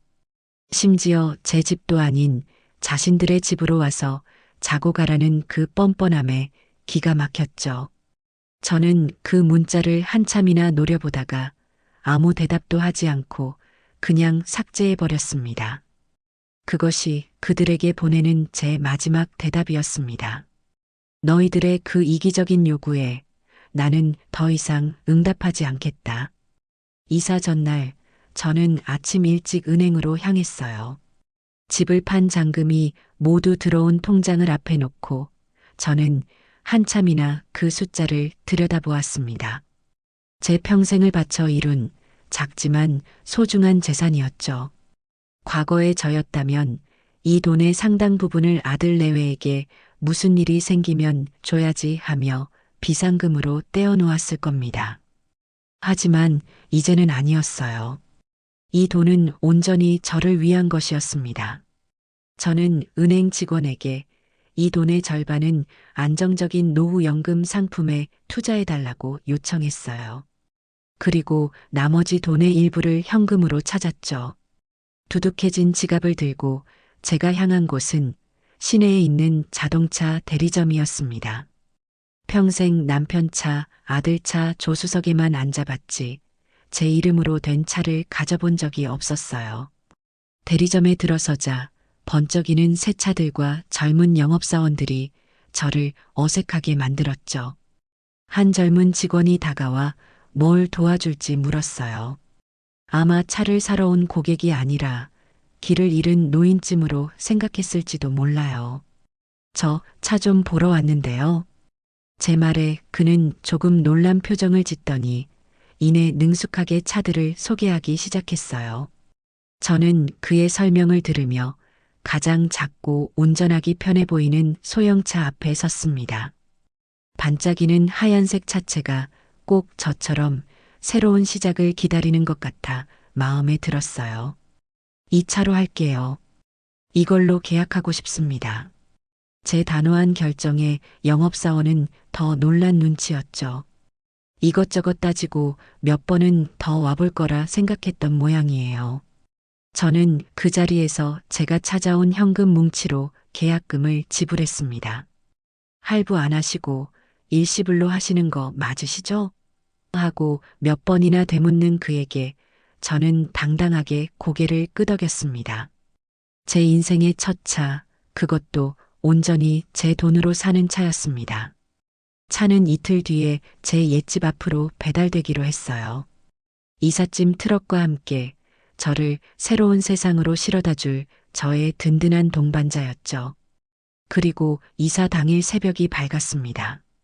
저는 뜬 눈으로 밤을 새우고 마지막으로 텅 빈 집을 둘러보았어요. 모든 짐이 꾸려지고 제 손가방 하나만 덩그러니 남아 있었죠. 동이 트기 전에 푸르스름한 어둠 속에서 약속된 시간에 맞춰 드르륵하고 이삿짐 센터 트럭이 골목으로 들어서는 소리가 들렸습니다. 제 심장이 세차게 뛰기 시작했어요. 일사불란하게 움직이는 이삿짐 센터 직원들 덕분에 제 평생의 살림살이는 2시간이 채 안 되어 거대한 트럭 안으로 모두 옮겨졌습니다. 텅 비어버린 집 안은 제 목소리마저 울릴 정도로 공허했어요. 저는 마지막으로 현관문을 잠그고 열쇠를 집 안으로 던져 넣었습니다. 더 이상 이 집에 돌아올 일은 없다는 저 자신과의 약속이었죠. 골목을 빠져나오자 어제 배달된 제 하얀색 새 차가 아침 햇살을 받아 반짝이고 있었어요. 저는 조심스럽게 운전석에 앉아 시동을 걸었습니다. 부르릉 하는 엔진 소리가 제 새로운 심장 소리처럼 힘차게 느껴졌어요. 저는 이삿짐 트럭의 뒤를 따라 수십 년간 살았던 정든 동네를 빠져나왔습니다. 백미러로 점점 작아지는 아들네 아파트 단지를 보았지만 이상하게도 눈물은 한 방울도 나지 않았습니다. 대신 아주 오랫동안 잊고 살았던 자유라는 감각이 온몸으로 느껴졌어요. 저는 엑셀을 힘껏 밟았습니다. 동해의 푸른 바다가 저의 새로운 인생이 저를 기다리고 있었습니다. 그날은 토요일이었습니다. 제가 새로운 보금자리인 울진에서 이삿짐을 풀며 새로운 공기를 마시고 있을 바로 그 시각, 서울에 남아있던 아들 내외는 자신들에게 어떤 재앙이 닥쳐오고 있는지 전혀 상상하지 못하고 있었을 거예요. 그들의 세상은 여전히 제가 그들의 발밑에 단단히 깔려 있다고 믿고 있었을 테니까요. 그날 아침 아들네 집의 풍경은 아마 여느 주말과 다르지 않았을 겁니다. 늦잠을 자고 일어난 정식이는 소파에 드러누워 텔레비전 채널이나 돌리고 있었을 테고 민서는 거울 앞에서 외출 준비에 한창이었겠죠. 아마 입으로는 계속 투덜거리고 있었을 거예요. 정말 너무하시는 거 아니야? 자기가 무슨 대단한 사람이라고 전화를 이렇게 안 받아? 일부러 사람 애태우는 것도 아니고. 나이 들수록 애가 된다더니 딱 그 짝이라니까. 민서는 며칠째 제 전화를 받지 않는 저에 대한 불만을 그렇게 쏟아냈을 겁니다. 옆에서 듣고 있던 정식이는 아마 귀찮다는 듯이 대꾸했겠죠. 바쁘신가 보지. 조금 이따 다시 해봐. 가보면 집에 계실 거야. 바쁘긴 뭐가 바빠. 맨날 집에만 있는 노인이. 이건 그냥 우리한테 일부러 삐졌다고 시위하는 거잖아. 지난번에 내가 한마디 했다고 아직도 뒤끝이야. 정말 속 좁아. 그들의 대화 속에서 저는 이미 속 좁고 뒤끝 있는 늙은이가 되어 있었습니다. 저에 대한 일말의 걱정이나 궁금증은 없었어요. 그저 자신들의 계획에 차질을 주는 귀찮고 성가신 존재일 뿐이었죠. 그들은 곧 가게 될 화려한 결혼식과 그곳에서 만날 사람들에게 어떤 옷을 입고 어떤 표정을 지을지에 대해서만 이야기했을 겁니다. 그 모든 계획의 바탕에는 준우는 당연히 할머니가 봐줄 것이다라는 흔들림 없는 전제가 깔려 있었고요. 외출 준비를 마친 그들은 준우의 손을 잡고 집을 나섰습니다. 값비싼 정장과 원피스로 한껏 멋을 낸 그들의 모습은 누가 봐도 번듯한 상류층 부부의 모습이었겠죠. 차를 몰아 제 옛집이 있는 익숙한 골목으로 들어서면서도 그들은 자신들이 곧 마주하게 될 현실을 전혀 예측하지 못했습니다. 제 집 앞에 도착한 그들은 당연하다는 듯이 차에서 내려 현관문으로 향했을 거예요. 어머니, 저희 왔어요. 준우요. 민서는 아마 콧대 높은 목소리로 그렇게 외쳤을 겁니다. 하지만 집안에서는 아무런 대답도 인기척도 없었죠. 그녀는 짜증이 섞인 한숨을 내쉬며 초인종을 눌렀을 거예요. 딩동, 딩동. 날카로운 벨소리가 조용한 골목에 울려 퍼졌지만 문은 여전히 굳게 닫혀 있었습니다. 어머니, 안에 계신 거 다 알아요. 문 좀 열어보세요. 저희 지금 바빠 죽겠다고요. 참을성이 바닥난 민서가 결국 문을 쾅쾅 두드리며 소리치기 시작했습니다. 그녀의 무례한 행동에 옆집 사람이 창문을 열고 쳐다볼 정도였을 테죠. 바로 그때였습니다. 그들이 두드리던 바로 그 현관문이 달칵 소리를 내며 안에서부터 열렸습니다. 하지만 문은 활짝 열리지 않고 낡은 쇠사슬이 걸린 채 주먹 하나 들어갈 정도로만 열렸어요. 그리고 그 틈으로 낯선 젊은 여자의 얼굴이 불쑥 나타났습니다. 잔뜩 경계하는 눈빛이었죠. 누구세요? 왜 남의 집 문을 그렇게 함부로 두드리세요? 아마 며칠 전 저와 계약했던 그 젊은 신혼부부 중 아내였을 겁니다. 정식이와 민서는 생면부지의 여자가 제 집에서 나오는 것을 보고 순간 할 말을 잃고 멍하니 서 있었을 거예요. 네, 남의 집이라니요? 여기 이정순 여사님 댁 아니에요? 정신을 차린 정식이가 당황해서 묻자 젊은 여자는 의아하다는 표정을 지으며 대답했습니다. 무슨 말씀이세요? 이 집은 저희 집인데요. 이정순 여사님은 이 집 전주인이시고. 네, 전주인이요? 아, 혹시 월세로 잠깐 들어와 계신 건가요? 저희 어머니가 잠깐 어디 가셨나 본데. 정식이는 어떻게든 이 비현실적인 상황을 자신의 상식선에서 이해해 보려고 애썼을 겁니다. 하지만 젊은 여자의 다음 말이 그 마지막 희망마저 산산조각 내버렸습니다. 아니요. 월세 아닌데요. 저희가 이 집 정식으로 매매해서 샀고 그저께 등기까지 다 마쳤어요. 잔금도 다 치렀고요. 이사 가신 지 며칠 됐는데 아드님이랑 며느님이신 것 같은데 연락 못 받으셨어요? 젊은 여자는 순진한 눈으로 그렇게 물었어요. 그 말은 마치 거대한 망치가 되어 정식이와 민서의 머리를 강타하는 것과 같았을 겁니다. 집을 팔았다. 이사를 갔다. 등기까지 마쳤다. 그 단어 하나하나가 비수처럼 날아와 그들의 심장에 박혔습니다. 민서의 얼굴은 분노로 붉어졌다가 이내 충격으로 새하얗게 질렸고 다시 더 검붉은 분노로 타오르기 시작했습니다. 거짓말, 거짓말하지 마세요.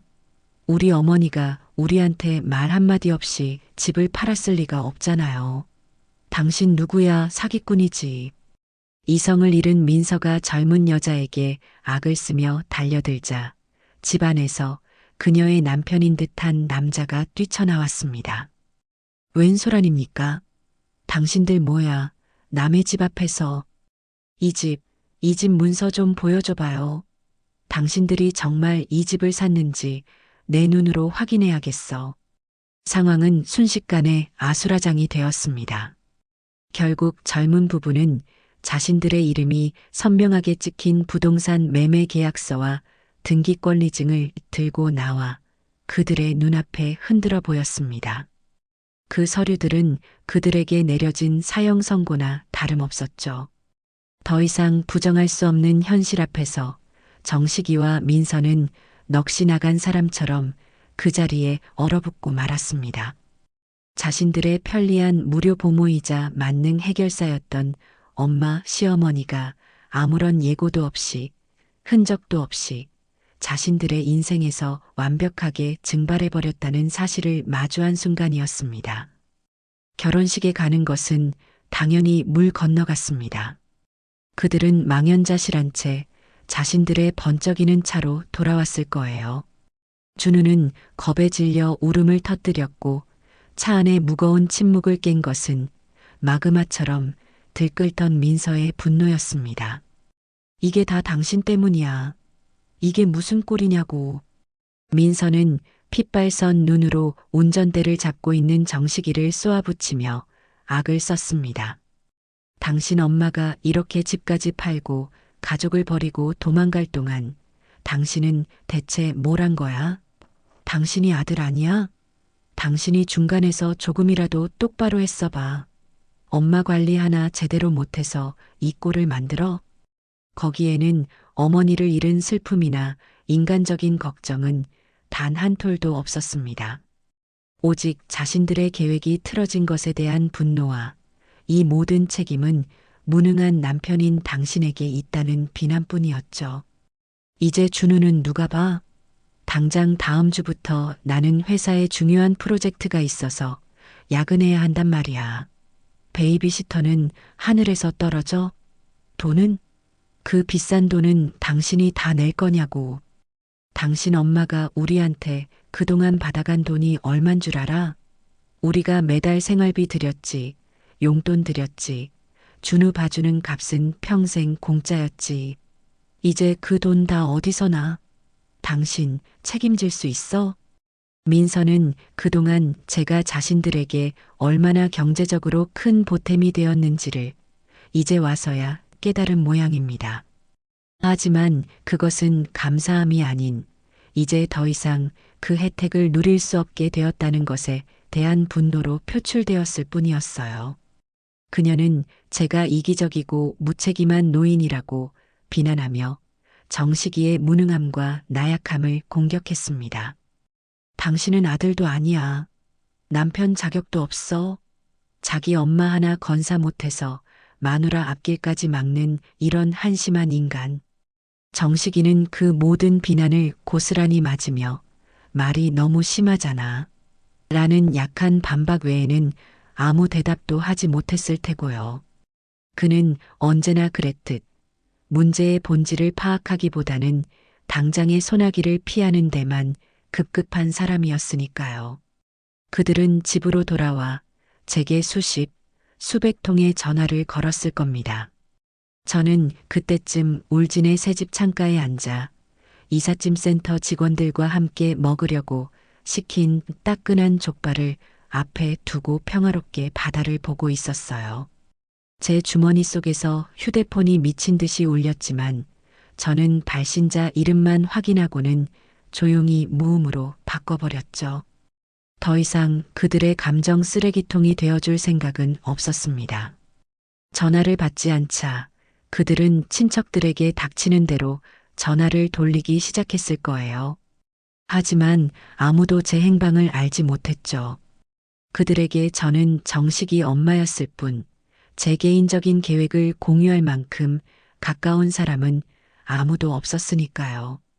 시간은 흐르고 저녁이 되고 밤이 깊어졌을 겁니다. 그들은 그제야 깨달았을 거예요.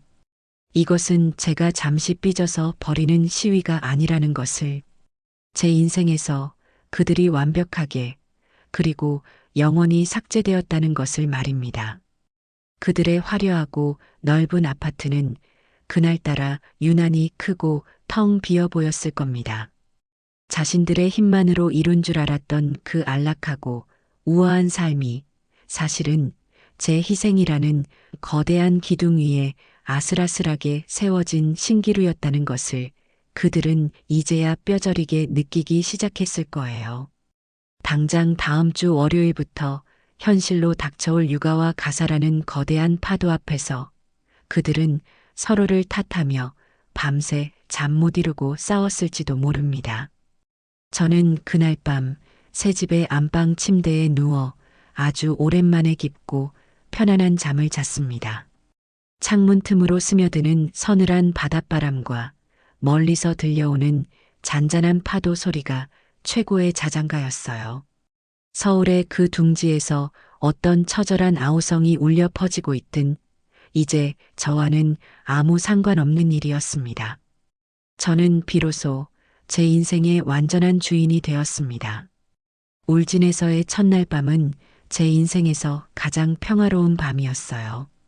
서울의 그 좁은 빌라에서는 늘 각종 소음에 시달리며 얕은 잠을 자기 일쑤였는데 이 바닷가의 새 집에서는 달랐죠. 창문 틈으로 스며드는 서늘하고 깨끗한 바닷바람, 그리고 멀리서 들려오는 잔잔한 파도 소리가 마치 클래식 음악처럼 제 마음을 어루만져 주었습니다. 저는 갓난아기처럼 깊고 편안한 잠에 빠져들었어요. 수십 년 묵은 피로가 한꺼번에 씻겨나가는 기분이었죠. 다음 날 아침 저는 알람 소리가 아닌 창문 너머 수평선 위로 떠오르는 붉은 태양을 보며 눈을 떴습니다. 제 평생에 이렇게 경이로운 아침을 맞이한 적이 있었던가요? 저는 침대에서 일어나 잠옷바람으로 거실 창가로 다가갔습니다. 붉은 기운이 온 바다와 하늘을 물들이는 장엄한 풍경 앞에서 저도 모르게 두 손을 모으게 되더라고요. 특정 종교는 없지만 제 인생의 새로운 시작을 허락해준 이 세상 모든 신에게 감사 기도를 올리고 싶었습니다. 그 순간 제 주머니 속에서 휴대폰이 미친 듯이 진동하기 시작했어요. 화면을 보니 내 아들이라는 이름이 떠 있었죠. 아마 밤새 전화를 하다가 아침이 되자마자 또 저를 찾아 나선 모양입니다.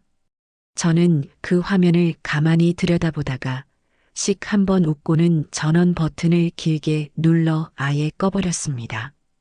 이 신성한 아침을 그들의 불안과 짜증으로 더럽히고 싶지 않았거든요. 그날부터 저의 새로운 일상이 시작되었습니다. 아침에 일어나면 가장 먼저 커피를 내리고 그 커피 잔을 들고 해변으로 나가요. 아무도 없는 아침 바닷가를 혼자 거닐며 밀려오는 파도에 발을 담그기도 하고 예쁜 조개 껍데기를 줍기도 했죠. 서울에서는 상상도 할 수 없었던 여유였습니다. 오전에는 이삿짐을 풀고 새 집을 꾸미는 재미에 푹 빠졌어요. 저는 제 돈으로 산 새 차를 몰고 읍내로 나가 제 마음에 쏙 드는 가구와 살림살이를 사들였습니다. 푹신한 베이지색 소파, 하얀색 식탁, 그리고 창가에 놓을 예쁜 흔들의자까지 누구의 취향도 누구의 허락도 필요 없었어요.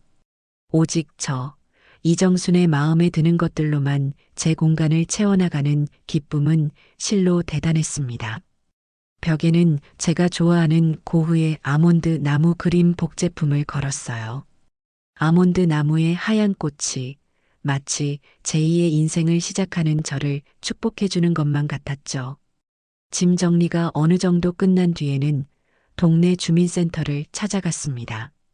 그리고 평생 해보고 싶었지만 먹고 살기 바빠 엄두도 내지 못했던 서예반과 라인댄스반에 제 이름을 등록했습니다. 첫 서예 수업날 저는 붓을 잡는 법도 몰라 쩔쩔맸어요. 하지만 선생님은 차근차근 아주 친절하게 가르쳐 주셨죠. 하얀 화선지 위에 먹물이 스며들며 글자가 만들어지는 것을 보는데 제 마음속 응어리들도 그 먹물과 함께 사르르 풀려나가는 것 같았습니다. 라인댄스는 더 즐거웠어요.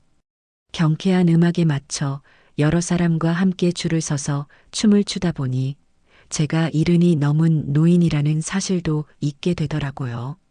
처음에는 스텝이 엉망이라 옆 사람 발을 밟기 일쑤였지만 아무도 저를 타박하지 않았어요. 오히려 어머님 처음인데 너무 잘하시네. 다음 주에는 더 잘하실 수 있을 거예요. 라며 서로를 격려했죠. 그곳에서 저는 좋은 친구들도 사귀게 되었습니다. 저보다 2살 많은 영자 언니, 그리고 저와 동갑내기인 수키 씨. 우리는 금방 친해져서 수업이 끝나면 함께 동네 맛집을 찾아다니는 재미에 푹 빠졌어요. 정순 씨는 어쩌다 이렇게 먼 곳까지 혼자 오게 됐어? 어느 날 셋이서 시원한 물에 한 그릇씩을 앞에 놓고 수다를 떨다가 영자 언니가 물었어요. 저는 잠시 망설였지만 제 이야기를 숨기고 싶지 않았죠. 자식들 흉을 보려는 게 아니라 제 새로운 삶을 설명하기 위해 꼭 필요한 과정이었으니까요. 저는 며느리의 모욕적인 말 한마디에서 시작된 제 탈출기를 담담하게 털어놓았습니다. 제 이야기를 듣는 내내 영자 언니와 수키 씨는 제 편이 되어 함께 분노하고 함께 안타까워해 주었어요. 아이고 세상에. 그런 일이 있었구나. 정순 씨 정말 고생 많았네. 그래도 그렇게 박차고 나올 결심을 한 게 어디야. 정말 대단하다, 대단해. 수케 씨가 제 손을 꼭 잡아주며 말했어요. 맞아. 자식들도 다 소용없어. 다 크면 제 살기 바쁘지. 늙은 부모 생각하는 자식 몇이나 된다고. 결국 내 인생은 내가 챙겨야 하는 거야. 정순 씨 정말 잘했어. 여기 와서 우리랑 이렇게 재미있게 살면 되지. 뭐가 걱정이야. 영자 언니의 말에 저는 그만 눈물이 핑 돌고 말았어요. 제가 가족에게서조차 받지 못했던 위로와 공감을 만난 지 얼마 되지 않은 이 친구들에게서 받고 있었던 거예요. 저는 그때 깨달았습니다. 진정한 내 편은 혈연으로 맺어지는 것이 아니라 내 삶을 존중하고 내 아픔에 공감해주는 마음으로 맺어지는 것이라는 사실을요. 그날 이후로도 제 휴대폰은 간간히 울렸어요. 아들 정식이는 포기하지 않고 계속해서 전화를 걸어왔죠. 하지만 저는 받지 않았습니다. 이제 와서 그들의 목소리를 듣고 싶지 않았거든요. 하루는 라인 댄스를 추고 있는데 주머니 속 휴대폰이 쉬지 않고 진동했어요. 잠시 쉬는 시간에 확인해 보니 부재중 전화가 10통이나 와 있더군요. 모두 정식이에게서 온 전화였어요.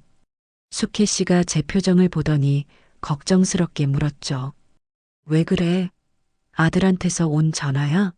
무슨 일 있대? 저는 고개를 저으며 쓴웃음을 지었어요. 아니, 별일 아니야. 그냥 내가 없어져서 불편한가 보지. 받아보지 그래. 그래도 아들인데. 아니, 받지 않을 거야. 이제 저 아이의 문제는 저 아이가 스스로 해결해야지. 내가 언제까지고 뒤치다꺼리를 해줄 수는 없잖아. 저 전화기는 이제 내가 받고 싶을 때만 받는 그런 물건이 된 거야. 모든 주도권은 이제 나한테 있어.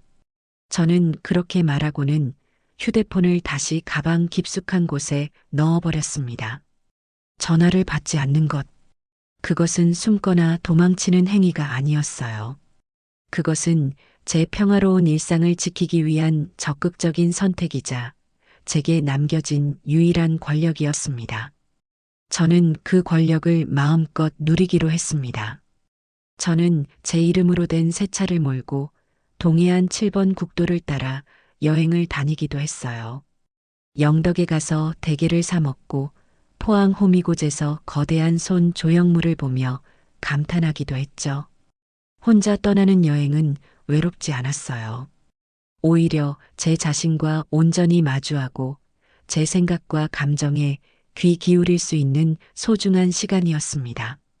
저는 길가의 예쁜 카페에 앉아 홀로 차를 마시며 제가 얼마나 오랫동안 제 자신을 돌보지 않고 살아왔는지를 깨달았습니다. 그리고 앞으로 남은 인생은 철저하게 저 자신을 위해 저를 행복하게 하는 일들로만 가득 채우리라 다짐했습니다. 어느덧 울진에 내려온 지 한 달이 지났습니다. 제 얼굴에는 서울에 있을 때와는 비교도 할 수 없을 만큼 건강한 혈색이 돌았고 입가에는 늘 잔잔한 미소가 머물렀어요.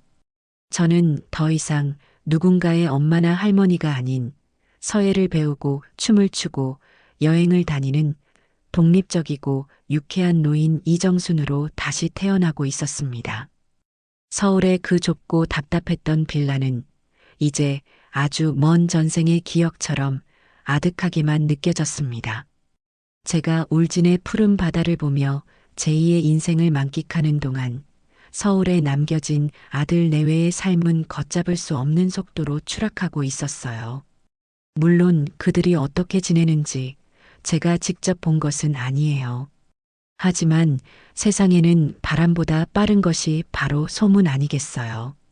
가끔 안부를 주고받던 시누이, 그러니까 정식이의 고모를 통해 그들의 소식을 전해 들을 수 있었죠. 제가 사라지고 첫 일주일 동안 그들은 아마 패닉 상태였을 거예요. 당장 준우를 돌봐줄 사람이 없으니 민서는 회사에 급히 휴가를 내야만 했죠. 하지만 회사라는 곳이 어디 그런 사정을 계속 봐주는 곳인가요? 민서가 맡고 있던 중요한 프로젝트에 차질이 생기기 시작했고 상사의 눈총을 받기 일쑤였다고 해요. 정식이 역시 마찬가지였죠. 아침 일찍 출근해서 야근까지 하던 생활은 끝났습니다. 준우를 어린이집에 데려다주고 데려와야 했으니까요. 잦은 지각과 조퇴로 회사에서의 입지가 점점 좁아지고 있었던 겁니다. 그들의 삶은 한순간에 엉망진창이 되었어요. 이전에는 제가 매일같이 쓸고 닦고 반찬을 해다 바쳤으니 집이 늘 호텔처럼 깨끗했겠지만 이제는 아니었죠. 퇴근하고 돌아오면 집안은 난장판이었고 저녁은 늘 배달 음식으로 때웠다고 해요. 배달 음식도 하루 이틀이지 돈도 돈이고 건강도 걱정되니 결국 민서가 저녁을 차려야 했는데 평생 부엌일이라고는 해본 적 없는 아가씨가 뭘 제대로 했겠어요. 밥은 타기 일쑤고 국은 짜서 먹을 수가 없었죠. 그런 사소한 일들이 쌓이고 쌓여 부부싸움이 하루도 그칠 날이 없었다고 합니다. 이게 다 당신 엄마 때문이야. 어떻게 자식한테 말 한마디 없이 이렇게 무책임하게 사라질 수가 있어? 그럼 너는 내가 엄마한테 조금이라도 잘했어 봐. 엄마가 집까지 팔고 떠나셨겠냐고. 그들은 서로에게 책임을 떠넘기며 서로의 마음에 상처를 내는 말을 퍼부었다고 해요. 그들이 그토록 지키고 싶어 했던 안락하고 우아한 삶은 저라는 존재가 사라지자마자 와르르 무너져 내린 모래성과 같았던 겁니다. 결국 그들은 비싼 돈을 주고 베이비시터를 구했다고 해요. 하지만 준우는 낯선 사람 손에 맡겨지는 것을 극도로 불안해했고 베이비시터 역시 자신들을 하인 부리듯 하는 민서의 고압적인 태도를 견디지 못하고 한 달도 채 안 되어 그만두기 일쑤였죠. 상황이 최악으로 치닫자 민서는 마지막 동아줄이라도 잡는 심정으로 자신의 친정엄마에게 전화를 걸어 울며 불며 매달렸다고 합니다. 엄마, 나 좀 도와줘. 나 너무 힘들어 죽을 것 같아. 엄마가 당분간만이라도 와서 준우 좀 봐주면 안 될까? 하지만 민서의 친정엄마, 그러니까 제 사부인은 아주 현명하고 냉정한 분이셨어요. 시누이의 전언에 따르면 사부인은 자신의 딸에게 이렇게 말했다고 해요. 민서야, 내가 내 시어머니한테 했던 행동을 그대로 돌려받고 있는 거다. 너는 내 시어머니를 얼마나 무시하고 함부로 대했니? 그분이 보살이시니 그동안 참고 살아주신 거지. 나 같았으면 진작에 엎어도 몇 번은 엎었다. 내 살림은 내가 알아서 하는 거고 내 새끼는 내가 책임지고 키우는 거야. 나는 내 인생이 있으니 나한테 더 이상 손 벌릴 생각하지 마라. 가장 믿었던 친정 엄마에게서마저 그런 냉정한 말을 들었을 때 민서의 심정이 어땠을까요? 아마 하늘이 무너지는 기분이었겠죠. 자신이 그동안 저에게 얼마나 이기적이고 못되게 굴었는지 아주 조금이라도 깨달았을까요? 아마 아닐 겁니다. 그저 자신을 도와주지 않는 세상을 원망하고 있었을 테지요. 시간은 흐르고 그들의 경제적인 어려움은 점점 더 심각해졌어요. 제게 얹혀 살며 아꼈던 생활비와 육아 비용이 고스란히 그들의 몫이 되었으니까요. 마이너스 통장의 한도는 금방 차올랐고 카드 돌려막기에도 한계가 왔을 겁니다.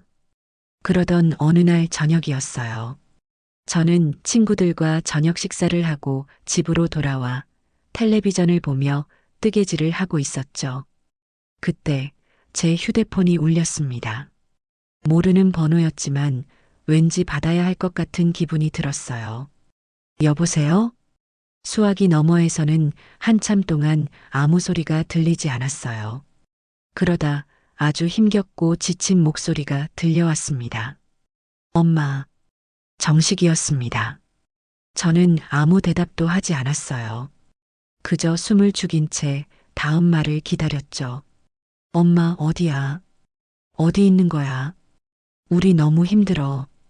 아들의 목소리는 물에 젖은 솜처럼 무겁고 축축했어요. 하지만 그 안에는 저에 대한 그리움이나 미안함보다는 지독한 자기 연민만이 가득했습니다. 엄마가 없으니까 아무것도 안 돼.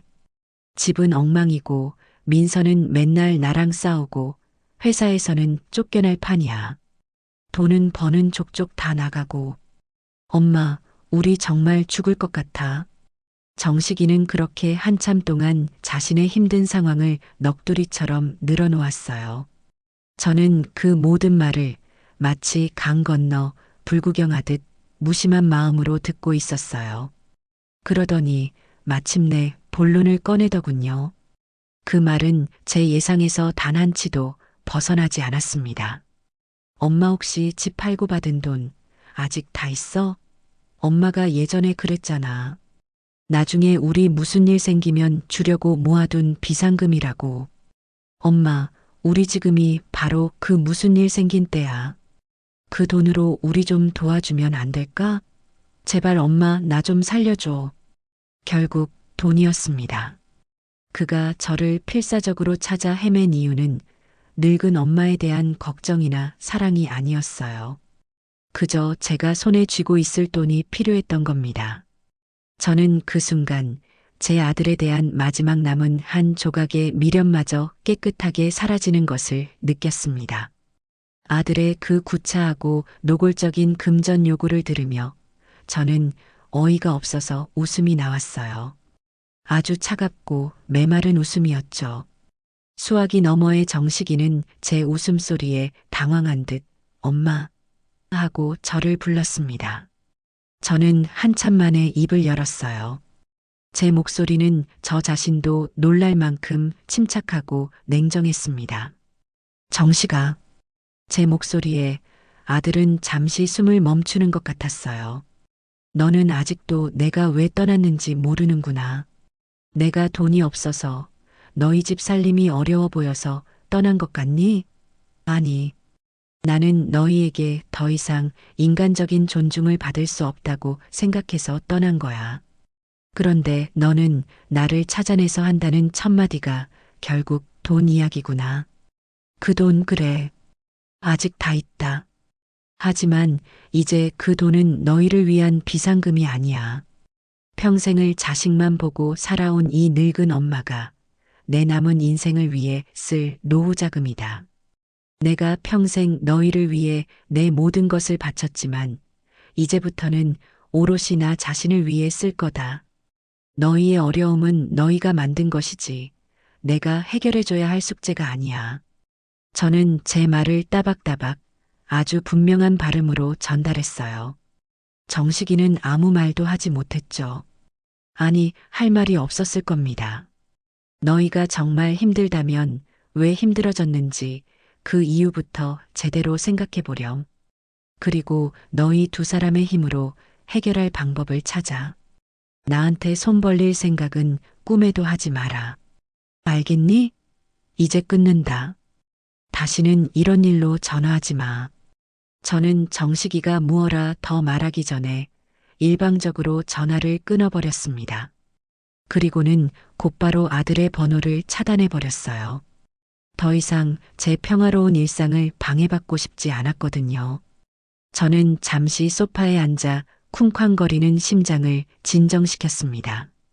분노나 슬픔 때문이 아니었어요. 제 손으로 직접 이 질긴 악연의 고리를 끊어냈다는 후련함 때문이었습니다. 그렇게 몇 주가 더 흘렀습니다. 저는 제 전화번호를 차단당한 아들이 더 이상 저를 찾지 못할 것이라고 생각했어요. 하지만 그건 제 착각이었죠. 그들은 생각보다 훨씬 더 집요했습니다. 화창한 주말 오후였어요. 저는 거실 창가 흔들의자에 앉아 뜨개질을 하며 잔잔한 클래식 음악을 듣고 있었죠. 완벽하게 평화로운 순간이었습니다. 그때 딩동하고 현관 초인종이 울렸어요.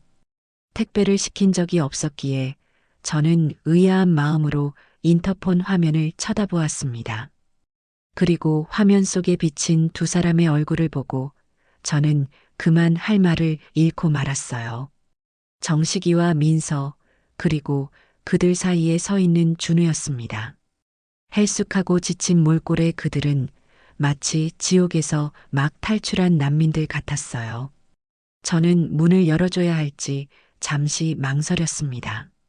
하지만 이대로 돌려보내면 그들은 앞으로도 계속해서 저를 찾아와 이 평화를 깨뜨릴 것만 같았어요. 이번 기회에 아주 확실하게 두 번 다시는 저를 찾아올 엄두도 내지 못하도록 마침표를 찍어야 했습니다. 저는 심호흡을 한 번 하고 현관으로 나가 문을 열어주었습니다. 어머니, 문을 열자마자 민서가 와락 제게 달려들어 무릎이라도 꿇을 기세로 울먹이기 시작했어요. 정식이는 고개를 푹 숙인 채 서 있었고 준우만이 어리둥절한 표정으로 저와 자기 부모를 번갈아 쳐다보고 있었죠. 어머니, 제가 다 잘못했어요. 제가 정말 철이 없었어요, 어머니. 어머니의 소중함도 모르고 제가 너무 못되게 굴었어요. 용서해 주세요, 네. 저희가 앞으로 정말 잘할게요. 어머니 없으니까 저희는 하루도 살 수가 없어요. 민서는 눈물 콧물을 쏟아내며 미리 준비해 온 듯한 사죄의 말을 쏟아냈어요. 하지만 저는 그 눈물에서 단 한 방울의 진심도 느낄 수 없었습니다. 그 눈빛은 반성하는 사람의 눈빛이 아니라 자신을 이 비참한 구렁텅이에서 건져줄 마지막 동아줄을 붙잡으려는 자의 처절한 눈빛이었어요. 그들의 행색을 보니 아마 신우이를 통해 제 주소를 알아낸 모양입니다. 저는 민서의 그 가증스러운 연극을 아무 표정 없는 얼굴로 묵묵히 지켜보았습니다. 민서가 한참을 울며 불며 매달리다가 지쳐서 잠잠해졌을 때 저는 조용히 준우를 불렀어요. 준우야, 이리 오렴. 준우는 잠시 망설이다가 제게로 다가와 품에 안겼어요. 저는 아이를 꼭 껴안아 등을 토닥여 주었습니다. 아이의 몸에서는 며칠은 감지 않은 듯한 쿰쿰한 냄새가 났어요. 저는 미리 준비해 두었던 예쁜 로봇 장난감을 아이 손에 쥐어주었습니다. 우리 강아지, 그동안 고생 많았지. 할머니가 주는 선물이야. 그리고 저는 아이를 다시 부모에게로 돌려보낸 뒤 고개를 푹 숙이고 있는 정식이와 아직도 눈물을 훌쩍이는 민서를 똑바로 쳐다보며 말했습니다. 제 목소리는 바닷바람처럼 차갑고 파도처럼 단단했습니다. 너희가 보고 싶었던 건 내가 아니라 내 돈과 내 노동이었겠지. 제 말에 두 사람의 어깨가 움찔하는 것이 보였어요. 이제 와서 뱉는 그 말들, 진심이 아니라는 거, 나도 알고 너희도 알지 않니? 나는 지금 내 삶이 아주 행복하고 너희의 그 거짓된 사과를 받아줄 마음이 추호도 없다. 그러니 이만 돌아가거라. 어머니 제발. 민서가 뭐라고 더 말하려 했지만 저는 그녀의 말을 잘랐습니다. 한 가지만은 분명히 말해두마. 내 손주는 언제든 환영이다. 이 아이는 아무 죄가 없으니까.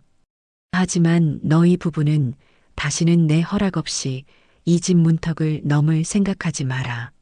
만약 한 번만 더 나를 찾아와 이 평화를 깨뜨린다면 그때는 나도 더 이상 너희를 사람 취급하지 않을 것이다.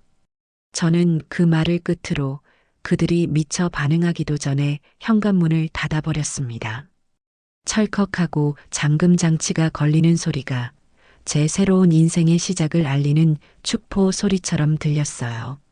문 밖에서 저를 부르는 소리, 아이가 우는 소리가 희미하게 들려왔지만 저는 더 이상 돌아보지 않았습니다. 저는 거실 창가 저의 흔들의자에 앉아 창밖을 바라보았습니다. 끝없이 펼쳐진 수평선 위로 붉은 저녁 노을이 아름답게 번지고 있었어요. 제 인생에서 가장 완벽하고 가장 평화로운 노을이었습니다. 저는 비로소 저 자신에게 온전한 자유를 선물했어요. 그리고 그 자유가 그 어떤 것보다 달콤하고 소중하다는 것을 깨달았습니다.